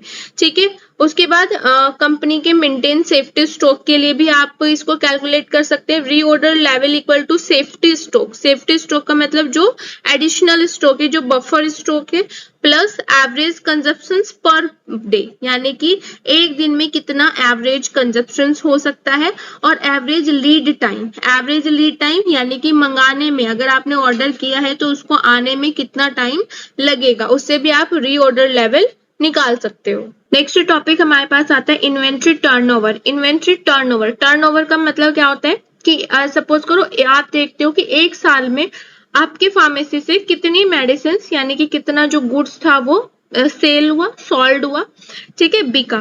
तो इसमें क्या होता है, हम एनुअली देखते हैं। इन्वेंट्री का मतलब होता था कि हमने कितना लगाया और कितना अमाउंट का वो जो प्रोडक्ट था वो बिका है, गुड्स जो है वो सोल्ड हुआ है। तो ये क्या है, इन्वेंट्री टर्नओवर है। ठीक है, समझते हैं इसको। तो इन्वेंट्री टर्नओवर क्या है, एक टाइप का रेशियो है जिसमें हम देखते हैं कि हमारी कंपनी या हमारी फार्मेसी से कितना जल्दी यानी कि कितना फास्ट जो है वो हमारा जो मटेरियल था वो बिका, या फिर वो रिप्लेस का मतलब होता है कि दोबारा से ऑर्डर आया। इसमें हम देखते हैं किसमें देखेंगे, इन्वेंट्री टर्नओवर, यानी कि इन्वेंट्री टर्नओवर एक ऐसा रेशियो है जिसमें हम देखते हैं कि हमारी कंपनी से या हमारी फार्मेसी से कितने फास्ट मूवमेंट पे कोई प्रोडक्ट बिका है, ठीक है, जितना भी आपकी एक साल में सेल हुई है वो कितनी हुई है, कितना आपने इन्वेस्ट किया था, या फिर कुछ ऐसे प्रोडक्ट जो दोबारा से रीऑर्डर में भी आए हैं वो हम इसमें देखते हैं, ठीक है। इसमें क्या होता है, जो अगर इन्वेंट्री टर्नओवर का जो रेशियो है अगर हाई है तो ये सिंपल सा डिफाइन करता है, इंडिकेट करता है, ठीक है, कि जो हमारा प्रोडक्ट है उसकी डिमांड काफी हाई थी और वो सेल भी क्या हुआ था, बहुत फास्टली वो सेल हुआ है, जिसकी वजह से हमारा जो इन्वेंट्री टर्नओवर है वो बढ़ा है। तो ये बताता है कि हमने एक साल में कितना ग्रोथ किया है अपने बिजनेस में, कितना हमारा प्रोडक्ट बिका है, कितना हमने इन्वेस्ट किया था, कितना हमें बेनिफिट हुआ है या फिर हमें लॉस हुआ है। तो जो इन्वेंट्री टर्नओवर होते हैं वो साल में हम क्या करते हैं, कैलकुलेट करते हैं। कैसे कैलकुलेट करते हैं, फॉर्मूला होता है, आगे बताती हूँ। तो फिलहाल क्या है कि अगर आपका इन्वेंट्री टर्नओवर का जो रेट है, जो रेशियो है वो बढ़ा हुआ है, तो इसका साफ सीधा मतलब होता है किसी भी कंपनी या किसी भी फार्मेसी से के लिए कि जो आपका प्रोडक्ट है उसकी डिमांड हाई है और जो सेल हुई है उसकी वो बहुत फास्टली हुई है, ठीक है। सेकंड इसमें आते हैं जो इन्वेंट्री टर्नओवर होता है वो आप मेनली क्या है, एक टाइम पीरियड में ही आप इसको मेजर करते हैं, जैसे कि ईयर में, एक साल में एक बार हमने कर लिया टर्नओवर कि कितना टर्नओवर देखा क्या जाता है, कितना हमने एक साल में इन्वेस्ट किया, कितना हमें बेनिफिट हुआ है, कौन से ऐसे प्रोडक्ट है जो सबसे ज्यादा बिके हैं, ये हम इसमें देखते हैं, ठीक है। तो अगर हमें को क्या करना है, अगर हमको इसको कैलकुलेट करना है तो हम क्या कर देंगे, हम इसको क्या करेंगे, मेनली यहाँ पे फॉर्मूला भी और यहाँ पे मेंशन भी किया गया है, कॉस्ट ऑफ गुड सोल्ड, यानी कि कितना मटेरियल आपका बिका है upon average inventory, average inventory कितना आपने इन्वेस्ट किया था। तो अगर हम इसको डिवाइड कर देते हैं तो हमारा क्या निकल जाएगा, इन्वेंट्री टर्नओवर रेशियो निकल जाएगा, ठीक है। इन्वेंट्री टर्न रेशियो को हम इन्वेंट्री टर्न भी बोलते हैं, स्टॉक टर्न भी बोल सकते हैं, ठीक है, और हम इसको स्टॉक टर्नओवर भी बोल सकते हैं। तो ये फॉर्मूला है, आप इसको फॉर्मूला को याद कर सकते हैं क्योंकि ये बहुत जरूरी है। अगर हमें इन्वेंट्री टर्नओवर रेशियो निकालना है तो कॉस्ट ऑफ गुड्स सोल्ड, यानी कि कितने कॉस्ट में आपका जो मटेरियल है वो बिका है, और एवरेज इन्वेस्टमेंट। नेक्स्ट हम बात करने वाले inventory management of central drug store, जिसमें हमें बात करनी है स्टोरेज कंडीशन की, method of storage, distribution, maintaining cold chain and device used for cold storage like refrigerator, ILR, walk in cold room, FIFO and FIU, ठीक है। तो हम इनके सबसे पहले हम बात करेंगे inventory management of central drug store. सबसे पहले हम बात करने वाले inventory management of central drug store, ठीक है। आपने अभी क्या पढ़ा, इन्वेंट्री मैनेजमेंट की टेक्निक्स पढ़ी है जो अभी हमें किस पे अप्लाई करनी है, सेंट्रल ड्रग स्टोर को मैनेज करने के लिए अप्लाई करनी है। अगर आपको इन्वेंट्री टेक्निक समझ आ गई होंगी तो फिर आप अपने सेंट्रल ड्रग स्टोर या फिर किसी फार्मेसी को, अपने मेडिकल स्टोर को आप अच्छे से मैनेज कर सकते हो। तो जो ड्रग स्टोर का मैनेजमेंट होता है वो बेस्ड होता है प्रिंसिपल ऑफ इन्वेंट्री कंट्रोल, ठीक है। इन्वेंट्री कंट्रोल आपको सारी टेक्निक्स आपको पता चल गई है, कैसे कैसे आप इन्वेंट्री कंट्रोल कर सकते हैं, किस टाइप से आपको अपना फार्मेसी में इन्वेंट्री कंट्रोल करना है। तो जो ड्रग स्टोर मैनेजमेंट होता है वो इन्वेंट्री कंट्रोल के प्रिंसिपल के ऊपर बेस्ड होता है, ठीक है। अगर मेनली क्या होता है कि किसी भी मेडिकल स्टोर का जो मिसमैनेजमेंट होता है वो तब होता है जब या तो आपके पास प्रॉपर प्रोडक्ट की अवेलेबिलिटी नहीं है, ठीक है, नॉन एप्लीकेबिलिटी है, और या फिर आप कोई मॉडर्न टेक्निक्स यूज नहीं कर रहे हैं, तब आपका क्या है, जो मेडिकल स्टोर है वो मिसमैनेज हो सकता है। जैसे कि आपको पता ही नहीं है कि आपके मेडिकल स्टोर में कौन सी मेडिसिन की कमी है, ठीक है, कौन सी मेडिसिन आपको पता तब चलते हैं जब आपके पास पेशेंट्स आते हैं और आपको क्या है वो दवाई मांगते हैं और आप नहीं दे पाते हो। तो ये सारी की सारी जितनी भी है ये क्या कर देंगे, आपके मेडिकल स्टोर को मिसमैनेजमेंट कर देंगे, मिसमैनेज कर देंगे। तो हमें मैनेजमेंट करने के लिए किसी भी मेडिकल स्टोर का हम यूज करते हैं इन्वेंट्री टेक्निक्स या फिर इन्वेंट्री कंट्रोल टेक्निक्स, ठीक है, मेनली। अब ऑब्जेक्टिव्स क्या क्या हो सकते हैं अगर बात की जाए तो जो हमारा ऑब्जेक्टिव है वो मेनली क्या है, to supply drug in time, यानी कि इन्वेंट्री कंट्रोल का मेन ऑब्जेक्टिव यही रहता है कि आप पेशेंट्स को टाइम पे ड्रग सप्लाई कर सके, ठीक है। सेकंड इसमें आता है टू रिड्यूस इन्वेस्टमेंट, यानी कि जिससे कि आप इन्वेंट्री कंट्रोल का जो मेन ऑब्जेक्टिव रहता है वो रहता है कि कम से कम इन्वेस्टमेंट हो, ठीक है, टाइम पे इन्वेस्टमेंट हो, मतलब तभी इन्वेस्टमेंट हो जब नीड हो, और उसके बाद आपके पास सुटेबल क्या हो, सुटेबल कैपेसिटी हो प्रोडक्ट की, जिसकी वजह से कोई भी पेशेंट्स आपसे बिना दवाई लिए ना जाए। तो इसका जो मेन ऑब्जेक्टिव है वो कम से कम इन्वेस्टमेंट में आपके बिजनेस को कैसे प्रमोट करना है, वो सारी चीजें इसमें मेंशन है।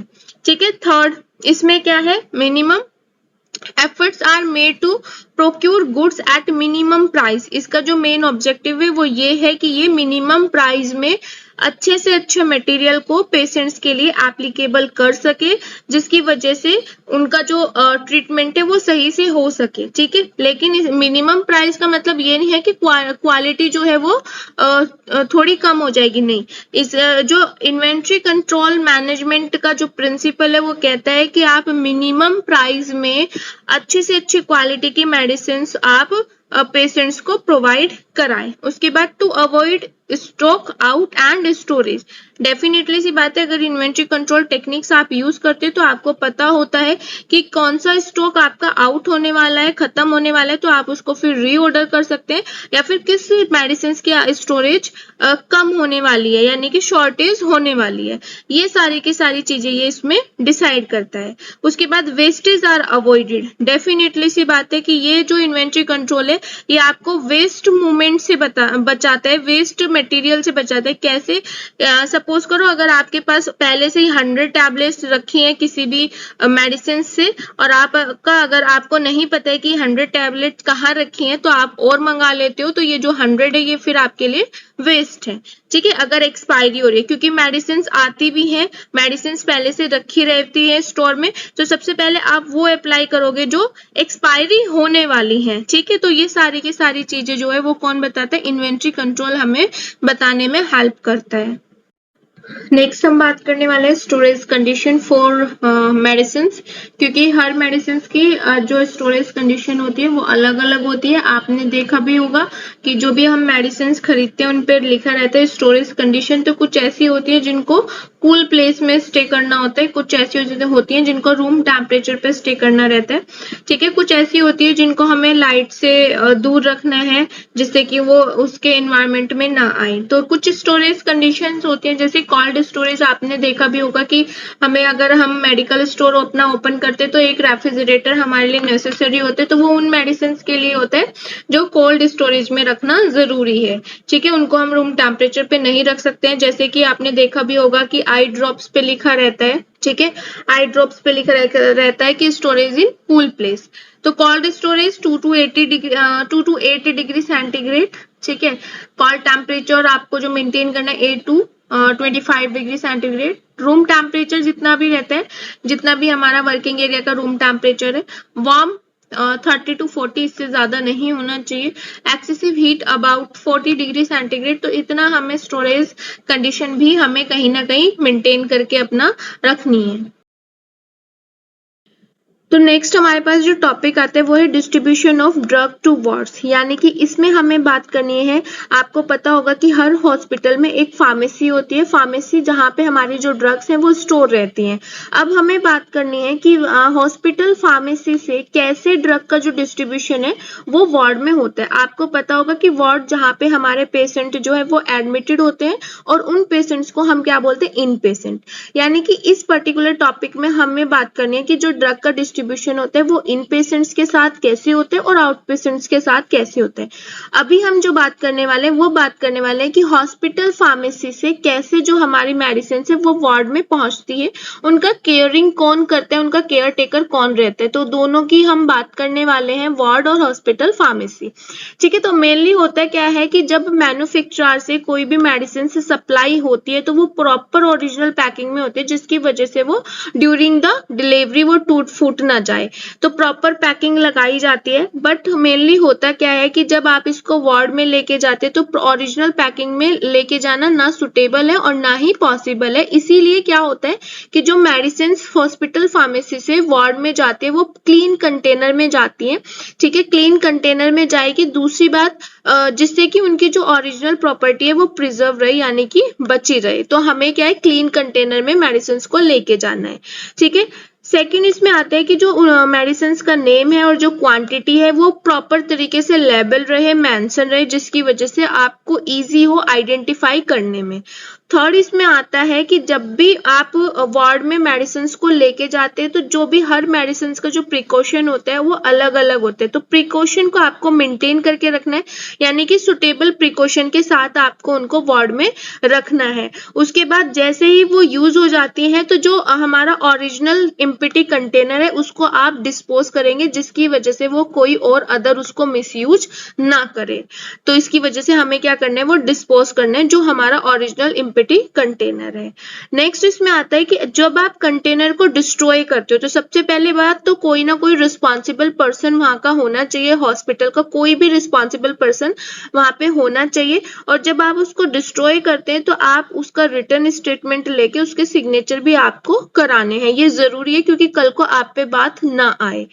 फिर नेक्स्ट जो हमारे चीफ फार्मासिस्ट होते हैं उनका भी काम होता है कि वो हर पर्टिकुलर वार्ड में जाके विजिट करें जहां पे जो हमारी मेडिसिन है वो स्टोर है, प्रॉपरली स्टोर है या नहीं है, ये उनको चेक करना है, क्योंकि हर मेडिसिन की जो स्टोरेज कैपेसिटी होती है वो अलग अलग होती है। जैसे कि कोल्ड स्टोरेज में रखना, कुछ मेडिसिन ऐसी होती है जिनको कोल्ड स्टोरेज चाहिए, कुछ ऐसी होती है जिनको कूल टेम्परेचर चाहिए, कुछ ऐसी होती है जिनको रूम टेम्परेचर चाहिए। तो हॉस्पिटल फार्मेसी से जब मेडिसिन वार्ड में आ जाती है तो फार्मासिस्ट का काम है कि वो वार्ड में भी चेक करे कि कोई मेडिसिन जो है उनकी स्टोरेज कैपेसिटी बनी है या नहीं। अब ड्रग डिस्ट्रीब्यूशन का जो सिस्टम होता है वो दो टाइप से डिस्ट्रीब्यूट होती है, एक होता है drug distribution for indoor patient और एक होते हैं drug distribution for outdoor patient. Indoor patient जो क्या होते हैं, मेनली वार्ड में शिफ्ट रहते हैं, ऑपरेशन थिएटर में रहते हैं, एक्सरे या फिर कोई अदर स्पेसिफिक डिपार्टमेंट में वो हॉस्पिटल में रहते हैं। आउटडोर पेशेंट्स का मतलब क्या होते हैं, जो एडमिटेड नहीं होते हैं, ऑक्यूपाई बेड उनका नहीं होता, यानी कि कोई भी बेड को वो ऑक्यूपाई नहीं कर सकते। या फिर आप सिंपल लैंग्वेज में इंडोर पेशेंट जो एडमिटेड होते हैं और आउटडोर पेशेंट जो अपना डॉक्टर को दिखाते हैं, प्रिस्क्रिप्शन लिखाते हैं और उसके बाद अपना घर चले जाते हैं। तो सबसे पहले हम बात करने वाले हैं out patient services. Out patient services किसके लिए होंगी, आउट पेशेंट्स के लिए होंगी। अभी मैंने आपको बताया आउट पेशेंट्स कौन से होते हैं, जो हॉस्पिटल में एडमिटेड नहीं होते हैं, ठीक है। उनका मेनली क्या है, उनको अगर कोई जर्नल या कोई इमरजेंसी ट्रीटमेंट उनका चल रहा है तो वो डायग्नोसिस किया जाएगा, थेरेपेटिक एक्टिविटी शो की जाएगी, लेकिन उनको एडमिटेड नहीं किया जाएगा। सबसे पहली बात इसमें यही है। सेकेंड इसमें है कि जो आउट पेशेंट डिपार्टमेंट होते हैं, पहली बात तो ये हॉस्पिटल के जो आउट पेशेंट डिपार्टमेंट होते हैं वो इन पेशेंट से अलग होते हैं, यानी कि इन पेशेंट में इन्वॉल्वमेंट उनका नहीं रहता है, ठीक है। तो आउट पेशेंट डिपार्टमेंट जो होते हैं वो मेनली क्या करते हैं, पेशेंट्स को चेक करते हैं, ठीक है, उसको एडमिटेड नहीं करेंगे क्योंकि उसको जरूरत नहीं है, और जो भी उसकी डिजीज को ठीक करने के लिए रिक्वायर्ड होगा डायग्नोस्टिक या थेरेपेटिक सर्विसेज वो उसको वो प्रोवाइड करेंगे, ठीक है। 3 टाइप के आउट पेशेंट्स होते हैं, एक होते हैं जनरल आउट पेशेंट्स, एक होते हैं रेफर्ड आउट पेशेंट और एक होते हैं इमरजेंसी आउट पेशेंट्स। वैसे इनका नेम से ही डिफाइन हो रहा है। जनरल आउट पेशेंट्स का मतलब होता है यानी कि ऐसे पेशेंट जिनको सिर्फ ट्रीटमेंट की जरूरत है जनरल कंडीशंस के लिए या फिर इमरजेंसी कंडीशंस के लिए, बट उनको कोई भी रेफर्ड केस नहीं है, ठीक है, उनको एडमिटेड करने की भी जरूरत नहीं है, जैसे कि डायरिया हो गया, हाइपरटेंशन हो गया, डायबिटीज हो गया या फिर फीवर हो गया। सेकंड इसमें आता है रेफर्ड आउट पेशेंट। रेफर्ड का मतलब होता है जब किसी ने उनको रेफर किया है, ठीक है। तो इस टाइप के पेशेंट्स क्या होते हैं, आउट पेशेंट डिपार्टमेंट को रेफर कर दिए जाते हैं, ठीक है, बाय द अटेंडिंग मेडिकल, जो भी वहां पे अटेंडिंग मेडिकल होगा, डेंटल प्रैक्टिशनर होगा या फिर कोई स्पेसिफिक ट्रीटमेंट के लिए उनको रेफर कर दिया जाता है। जैसे ही उनको ट्रीटमेंट मिलेगा वैसे ही उनको फिर फर्दर रिटर्न कहाँ पे कर दिया जाएगा, प्रैक्टिशनर के पास भेज दिया जाएगा। तो यानी कि ये क्या है, रेफर्ड पेशेंट्स होते हैं। पहले मेडिकल अटेंडेंट के पास होंगे जिनको रेफर किया जाता है आउट पेशेंट डिपार्टमेंट में, ठीक है। तो ये इसमें ध्यान रखना है। उसके बाद थर्ड इसमें आते हैं emergency out patient. Emergency out patient यानी कि जैसे सपोज करो कोई इमरजेंसी कंडीशन है बट हमने उसको क्या किया, ट्रीटमेंट किया, मेडिसिन दी, ठीक है, बट उसको एडमिटेड नहीं किया, तो that is called emergency out patient. कोई एक्सीडेंटल केयर कंडीशन है या कुछ भी है तो हम उसको क्या करेंगे, क्लिनिकली कंसीडर करेंगे, जो हमें मेडिसिन देनी है वो मेडिसिन देंगे और उसके बाद उसको घर भेज देंगे। नेक्स्ट हमारा आता है in patient services. In patient services किसके लिए होती है? इन पेशेंट्स यानी कि इंडोर सर्विसेज होती है। इसमें क्या होता है कि जो पर्टिकुलर पेशेंट है वो क्या रहेगा? हॉस्पिटल में एडमिटेड रहेगा। अब जब हॉस्पिटल में एडमिट रहेगा तो हॉस्पिटल की रिस्पॉन्सिबिलिटी है कि उसको ड्रग क्या करें? प्रोड्यूस कराएं। ठीक है, ड्रग जैसे भी उनको डिस्ट्रीब्यूट करने हैं वो डिस्ट्रीब्यूट करें। तो यहाँ पे कुछ टाइप्स हैं जिसमें हम इन पेशेंट्स को जो मेडिसिन होती है वो जो सर्विसेज होते हैं वो प्रोवाइड कराते हैं। जैसे फर्स्ट है इंडिविजुअल प्रिस्क्रिप्शन ऑर्डर सिस्टम, यानी कि सपोज करो अगर एक रूम में आपका 10 बेड पड़े हुए हैं तो 10 बेड में जो भी पेशेंट्स हैं अलग अलग हैं, तो उनका जो प्रिस्क्रिप्शन ऑर्डर होगा वो भी क्या होगा? अलग अलग होगा। तो काम है ये देखना कि हर पर्टिकुलर पेशेंट्स को प्रॉपर इंडिविजुअल प्रिस्क्रिप्शन हो रहा है या नहीं। सेकेंड इसमें आते हैं complete floor stock system. Complete floor stock system में क्या होता है? जैसे सपोज कीजिए फर्स्ट फ्लोर है, सेकंड फ्लोर है, थर्ड फ्लोर है, तो इसमें क्या होगा? एक जनरल फार्मेसी होगी हर फ्लोर के लिए। ठीक है, जहाँ पे नर्स बैठे रहते हैं तो वो उनका काम क्या होता है कि वो अपने फ्लोर वाइज क्या करें? चेक करें कि प्रॉपर जितने भी उसमें वार्ड है, चाहे 3 वार्ड है एक फ्लोर में, चाहे 4 वार्ड है, तो उनका काम है कि वो अपने फ्लोर के वार्ड में देखे कि प्रॉपर जो मेडिसिन का डिस्ट्रीब्यूशन है वो हो रहा है या नहीं। ठीक है, उसके बाद combination of individual drug order and floor stock system.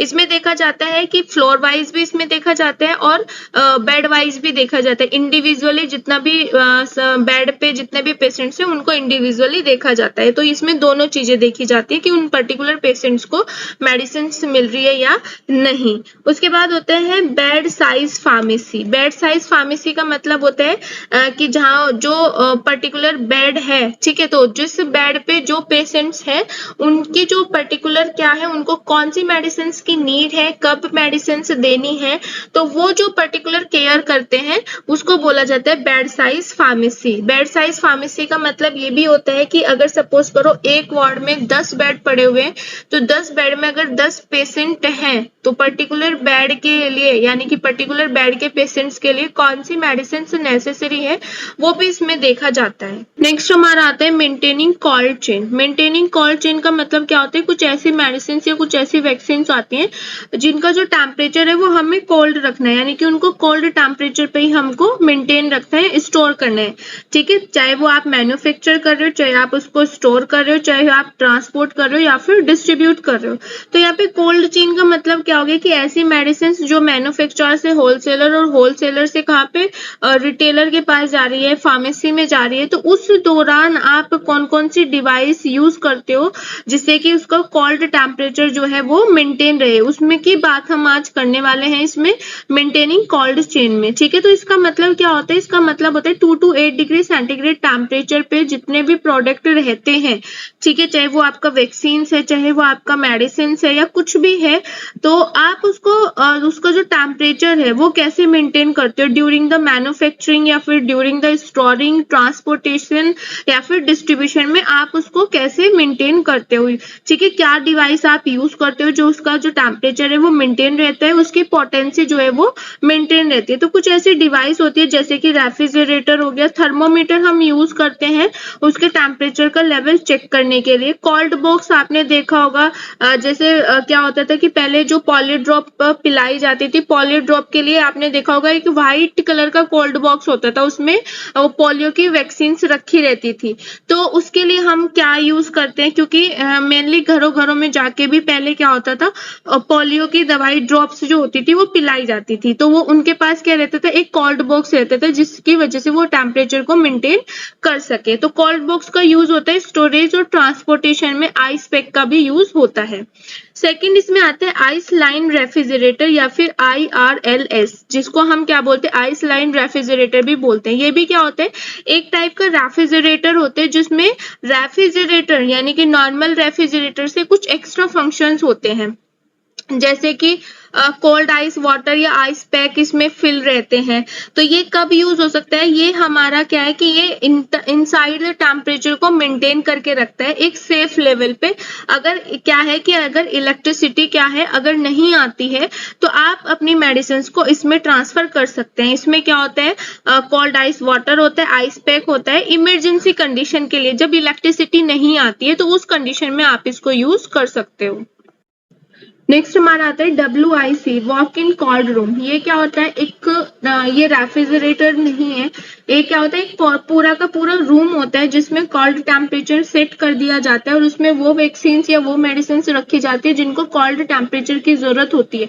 तो ये एक क्या होता है, एक रूम होता है कोल्ड स्टोरेज कंडीशन को मेंटेन करने के लिए, लार्ज स्केल में होता है, काफी बड़ा होता है, जिसमें हम कंफर्टेबली क्या कर सकते हैं, एक कांस्टेंट टेम्परेचर पे, कंफर्टेबल टेम्परेचर पे हम इसमें अपनी मेडिसिन रख सकते हैं। कांस्टेंट का मतलब है कि जितना आप टेम्परेचर सेट करते हो उतना ही टेम्परेचर इसमें रहेगा।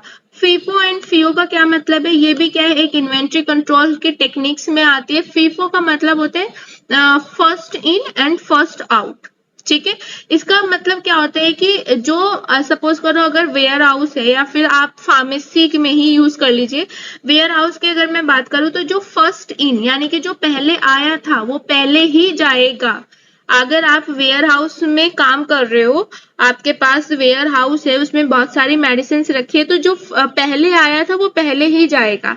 अगर फार्मेसी की मैं बात करूं तो जो पहले आया था, जो मेडिसिन आपने पहले सपोज करो आपने दो मेडिसिन आपने मंगाई हैं, दो मेडिसिन का मतलब ये है कि सपोज करो आपके पास PCM का एक एग्जांपल ले लेते हैं, तो PCM के आपके पास 5 टैबलेट्स बची थी, ठीक है। 5 टैबलेट्स आपकी बची थी, आपने देखा कि 5 टैबलेट्स बची है, तो आपने एक न्यू स्टॉक मंगाया PCM का, ठीक।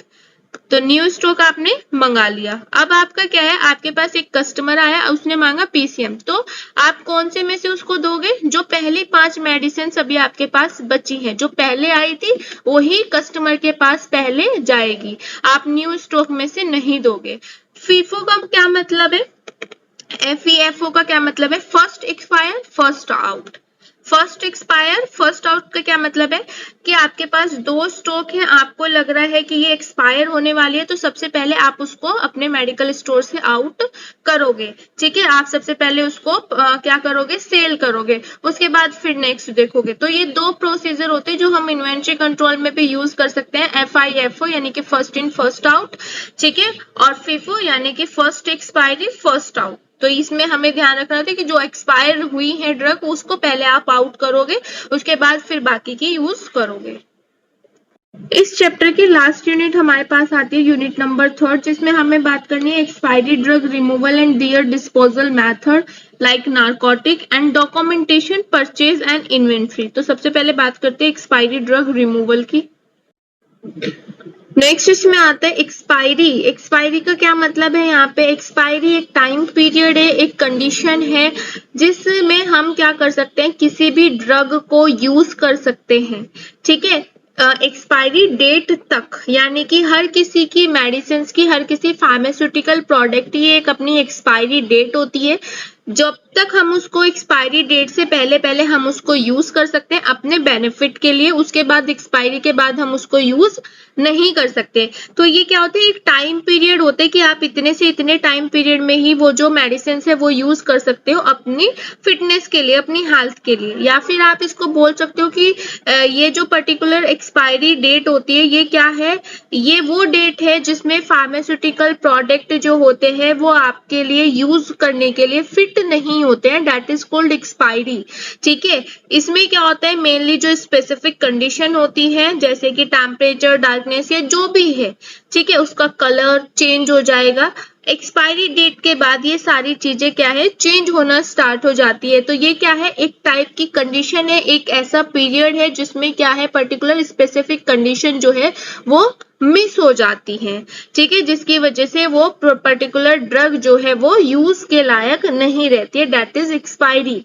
उसके बाद फिर इसमें आता है एक्सपायरी ड्रग मेनली जो है वो फाइनेंशियल लॉस होता है, क्योंकि इसको हम किसी भी डिस्ट्रीब्यूटर को नहीं दे सकते हैं और ये हमें क्या है, डिस्कार्ड ही करना पड़ता है। तो ये क्या है, फाइनेंशियल लॉस है। Removal and handling of expiry drug, क्योंकि एक्सपायरी ड्रग को हम ऐसे ही कहीं पे भी रिमूव नहीं कर सकते हैं, उसके लिए पूरा क्या होता है, प्रोसीजर होता है पूरा। तो रिमूवल और हैंडलिंग कैसे होती है एक्सपायरी ड्रग की, तो ये क्या होता है, it is a process of store management to remove the expiry drug from store and handle properly, ठीक है।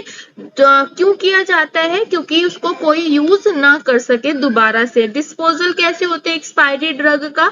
डिस्पोजल का मतलब होता है उस पर्टिकुलर ड्रग को क्या करना, डिस्ट्रॉय करना, जिसके की वजह से वो कोई और अदर पर्सन यूज ना कर सके। ठीक है। डिस्पोजल मेथड जो रिकमेंड हुआ था वो इंटरनेशनल अथॉरिटीज के थ्रू हुआ था, ये इसमें ध्यान रखने वाली बात है। नेक्स्ट हमारा आते हैं following action can be taken for handling expiry drug, यानी कि अगर आपके पास कोई एक्सपायरी ड्रग है तो कैसे आप उसको डिस्ट्रॉय करें, कैसे हैंडल करें। क्योंकि मैंने अभी बताया कि जो भी एक्सपायरी ड्रग होती है उनको हमें डिस्ट्रॉय कर देना चाहिए, जिसकी वजह से वो कोई दूसरा रीयूज ना कर सके। ठीक है। तो मेनली इसमें या तो हम क्या कर सकते हैं, रिटर्न कर सकते हैं मैन्युफैक्चरर और डोनर को, यानी कि जहां से हमने ली थी हम उसको रिटर्न कर सकते हैं, वो खुद से उसको डिस्ट्रॉय करेगा। सेकंड इसमें इंपॉर्टेंट है वेस्ट इमोबिलाइजेशन या फिर इनकैप्सुलेशन। इस प्रोसेस में क्या होता है कि हमें क्या करना है, एक बॉक्स लेना होता है जो प्लास्टिक का या फिर किसका बना हो, स्टील ड्रम का बना हुआ हो। 75% हम इसमें क्या भर देते हैं, सेमी सॉलिड और सॉलिड फार्मास्यूटिकल प्रोडक्ट भर देते हैं जो एक्सपायर्ड है। ठीक है। और बाकी का जो स्पेस बचता है उसमें हम क्या फिल कर देंगे, सीमेंट भी फिल कर देंगे या फिर सीमेंट लाइम का जो मिक्सचर होता है वो हम इसमें फिल कर देंगे, जिसकी वजह से ये बाहर ना निकल सके। तो ये भी एक प्रोसेस होती है लैंडफिल। लैंडफिल या फिर आप क्या कर सकते हो, धरती में एक गड्ढा आप खोदते हो और उसके बाद उसको जो भी वेस्ट मटेरियल है, ड्रग्स हैं, वो आप उसमें फिल करते हो और उसके ऊपर से आप मिट्टी डाल देते हो। सावरेज, सावरेज का मतलब होता है जो गंदे नाले होते हैं आप उसमें वहां पे वो मेडिसिन डाल सकते हो। इसमें हम मेनली हम क्या यूज करते हैं, जैसे हमारे पास कोई सिरप है या फिर कोई आई ड्रॉप्स है तो सावरेज में हम वो डालते हैं। और इनको क्या करना है, सावरेज में हम लोग जो हमारे पास सिरप होती है तो सिरप को हम ओपन करके जितनी भी हमारे सिरप है वो सारे उसमें डाल सकते हैं। बर्निंग इन ओपन कंटेनर, यानी कि आप इसको क्या कर सकते हो, जला सकते हो किसी भी ओपन कंटेनर में, केमिकल डिकम्पोजिशन कर सकते हो। तो ये वो पर्टिकुलर टेक्निक्स है जिसमें हम किसी भी एक्सपायरी ड्रग को क्या कर सकते हैं, डिस्ट्रॉय कर सकते हैं। नेक्स्ट हमारे पास आते हैं डिस्पोजल ऑफ नारकोटिक, यानी कि अगर कोई नारकोटिक मेडिसिन रखता है अपनी फार्मेसी में और कोई अगर एक्सपायरी हो जाती है तो आप उसको कैसे डिस्पोज करें। सबसे पहली बात तो ये है कि नारकोटिक मेडिसिन को रखने के लिए आपके पास लाइसेंस होना चाहिए, अप्रूवल होना चाहिए। ठीक है। अगर आप रख रहे हैं नारकोटिक मेडिसिन तो अगर कोई एक्सपायरी हो जाती है तो कैसे आप उसको डिस्पोज करें। तो डिस्पोज करने के लिए एक फार्मासिस्ट के सुपरविजन में होना चाहिए, मेनली वहां पे एक पुलिस होनी चाहिए, पुलिस के सुपरविजन में आप उसको डिस्ट्रॉय करेंगे और वहां पे कोई भी पब्लिक पर्सन नहीं होना चाहिए। तो ये मेन होता है डिस्पोजल करने के लिए नारकोटिक मेडिसिन को। ठीक है। नेक्स्ट इसमें आते हैं documentation of purchase and inventory. Documentation का मतलब होता है आप अगर अपने मेडिसिन, आप अपने अगर मेडिकल पे कोई भी ड्रग जो है वो परचेज करते हैं या सेल करते हैं तो आपका उसका प्रॉपर डॉक्यूमेंटेशन होना चाहिए। इसीलिए एक जो सिस्टम होता है, कंप्यूटर सिस्टम होता है, वो नेसेसरी होता है। ठीक है। पीसीआई के रूल रेगुलेशन में भी ये लिखा हुआ है कि एक रेफ्रिजरेटर और एक कंप्यूटर आपके पास होना चाहिए जिससे कि आप डॉक्यूमेंटेशन कर सके, यानी कि जो भी आपकी परचेज एक्टिविटी है या सेल एक्टिविटी आप उसको लिख सके, मेंशन कर सके। ठीक है। इन्वेंट्री कंट्रोल, वैसे हम पहले भी बात कर चुके हैं इन्वेंट्री कंट्रोल। इन्वेंट्री कंट्रोल जो डिजाइन हुआ था वो इसलिए डिजाइन हुआ था कि वो क्या कर सके, प्रोसेस जितनी भी पर्सन की डिमांड्स है उनको सपोर्ट्स कर सके, इन्वेंट्री मैनेजमेंट को सपोर्ट्स कर सके, परचेजिंग कैपेसिटी को प्रमोट कर सके, फिजिकल इन्वेंट्री को ये क्या कर सके, प्रमोट कर सकते हैं। जितना भी रिकॉन्सिलेशन फंक्शंस होते हैं चाहे वो फिजिकली हो, ठीक है, चाहे वो अवेयरिंग हो, उनको वो प्रमोट कर सके। तो ये जो इन्वेंट्री कंट्रोल टेक्निक्स आई थी इसको इसलिए डिजाइन किया गया था कि ये बिजनेस को प्रमोट कर सके, इंप्रूव कर सके with the help of any techniques like ABC and VED. Next हमारा आता है डॉक्यूमेंटेशन फॉर इन्वेंट्री कंट्रोल, यानी कि कौन कौन से डॉक्यूमेंटेशन की जरूरत पड़ती है इन्वेंट्री को कंट्रोल करने के लिए। तो सबसे पहले इसमें आता है स्टॉक रिक्विजिशन, एसआर आप बोल सकते हैं। सेकंड इसमें आता है पिक एंड इश्यू। थर्ड इसमें आता है issue confirmation, over the counter stock return, inventory adjustment, physical inventory purchase input and stock transfer issue. One by one की बात कर लेते हैं। इन्वेंट्री डॉक्यूमेंट्स में सबसे पहले आता है हमारा स्टॉक रिक्विजिशंस एसआर। ठीक है, तो स्टॉक रिक्विजिशंस का क्या मतलब है? Stock request. रिक्विजिशंस का मतलब क्या होता है? रिक्वेस्ट। तो सपोज कीजिए एक हॉस्पिटल में फार्मेसी है, फार्मेसी में फार्मासिस्ट वर्क करता है, यहाँ पे ये हॉस्पिटल्स है। ठीक है, और इस हॉस्पिटल का जो है ये क्या है? वेयर हाउस है, काफी बड़ा वेयर हाउस है। वेयर हाउस में क्या रहता है? मेडिसिन स्टोर रहती है। अब जो फार्मेसी में फार्मासिस्ट था उसने क्या डाला? स्टॉक की रिक्वेस्ट डाली कि भाई मुझे इतना स्टॉक चाहिए, तो वो कहाँ पे जाएगी? रिक्वेस्ट वेयर हाउस में जाएगी। तो स्टॉक रिक्विजिशंस का मतलब होता है कि जब जो फार्मेसी में फार्मासिस्ट काम कर रहा है तो उसने क्या किया? स्टॉक की रिक्वेस्ट डाली कि आप मुझे इतनी स्टॉक की जरूरत है, अगर वो वेयर हाउस में है तो वेयर हाउस से दीजिए, अदरवाइज कहीं पर सप्लायर से उसको क्या करके परचेज करके दीजिए। वो वेयर हाउस की हेडिक हो गई। तो इन्होंने क्या किया? स्टॉक की रिक्वेस्ट डाल दी। उसके बाद सेकंड इसमें आता है pick and issue. Pick and issue का मतलब क्या होता है? जैसे फार्मासिस्ट ने स्टॉक रिक्वेस्ट डाली, वो कहाँ पे गई? वेयर हाउस में गई। तो वेयर हाउस में उसको क्या किया गया? पिक किया गया। और अगर वेयर हाउस में वो पर्टिकुलर स्टॉक है तो वहां से वो क्या किया जाएगा? इश्यू किया जाएगा। ठीक है, तो जो प्रीवियसली रिजर्व आइटम्स था उसको पिक किया गया, उसके बाद उसको रिलीज किया गया। कहाँ से? जो पर्टिकुलर हमारा ये वेयर हाउस है, कहाँ पे इशू किया गया? ये उसमें फार्मेसी में। ठीक है, समझिएगा। पिक एंड इश्यू का मतलब क्या होता है? पिक का मतलब होता है स्टॉक रिक्वेस्ट जो डाली थी उसको पिक किया गया, उसके बाद वहां पे जो स्टॉक उनको चाहिए था, रिक्वेस्ट आई थी, उसको क्या किया गया? इश्यू करके रिलीज किया गया। That is pick and issue. ठीक है, इसमें मेनली क्या होता है? एक पिक टिकट रिपोर्ट भी बनती है जिसमें लिखा जाता है कि कौन सा वेयर हाउस से कौन सा स्टॉक आइटम लिया गया है, कितनी क्वांटिटी में लिया गया है और क्या उसका बिन नंबर है। ये सारा का सारा रिपोर्ट में मेंशन होता है। उसके बाद नेक्स्ट इसमें आते हैं stock issue confirmation. Stock issue confirmation का मतलब क्या होता है कि भाई इसमें क्या होता है? कंफर्म होता है कि जो स्टॉक मंगाया गया था फार्मेसी से, ठीक है, जो फार्मेसी ने रिक्वेस्ट डाली थी, रिक्वेस्ट कहाँ पे गई? वेयर हाउस में गई, वेयर हाउस में पिक हुई और जो स्टॉक था जो उनको चाहिए था वो इश्यू हुआ। इश्यू होने के बाद स्टॉक इश्यू कंफर्मेशन एक रिपोर्ट बनी। ठीक है, सिस्टम में क्या हुआ कि जो पहले से क्या था वहां पे रिजर्व था, वेयर हाउस में जो स्टॉक रिजर्व था उसका क्या, उसको रिलीज किया गया और एक कंफर्मेशन रिपोर्ट बनी कि कहाँ से वेयर हाउस से ये कहाँ पे दिया गया? बायर कौन हुआ? फार्मासिस्ट जिसने रिक्वेस्ट डाली थी, वहां को उसको रिलीज किया गया। तो यानी कि ये स्टॉक इशू कंफर्मेशन सिस्टम में क्या किया जाता है? मेंशन किया जाता है कि पर्टिकुलर जो आइटम्स है वो रिलीज किया गया है वेयर हाउस से बायर यानी कि फार्मेसी के लिए। ठीक है, तो ये इसमें ध्यान रखना होता है। नेक्स्ट इसमें आते हैं over the counter. Over the counter का क्या मतलब है? जैसे मैंने बताया था कि फार्मेसी है, फार्मेसी में फार्मासिस्ट काम करता है और हॉस्पिटल का एक वेयर हाउस है। अब सपोज करो कोई इमरजेंसी कंडीशन आई, इमरजेंसी कंडीशन आने के बाद उसमें मेनली क्या हुआ कि उसको कोई पर्टिकुलर आइटम्स चाहिए था, तो इतना टाइम नहीं था कि वो प्रॉपर पहले रिक्वेस्ट भेजे, फिर उसके बाद वो देखें, फिर उसके बाद वो भेजे, इतना टाइम नहीं था। तो फार्मासिस्ट क्या करता है? डायरेक्ट वेयर हाउस में जाता है।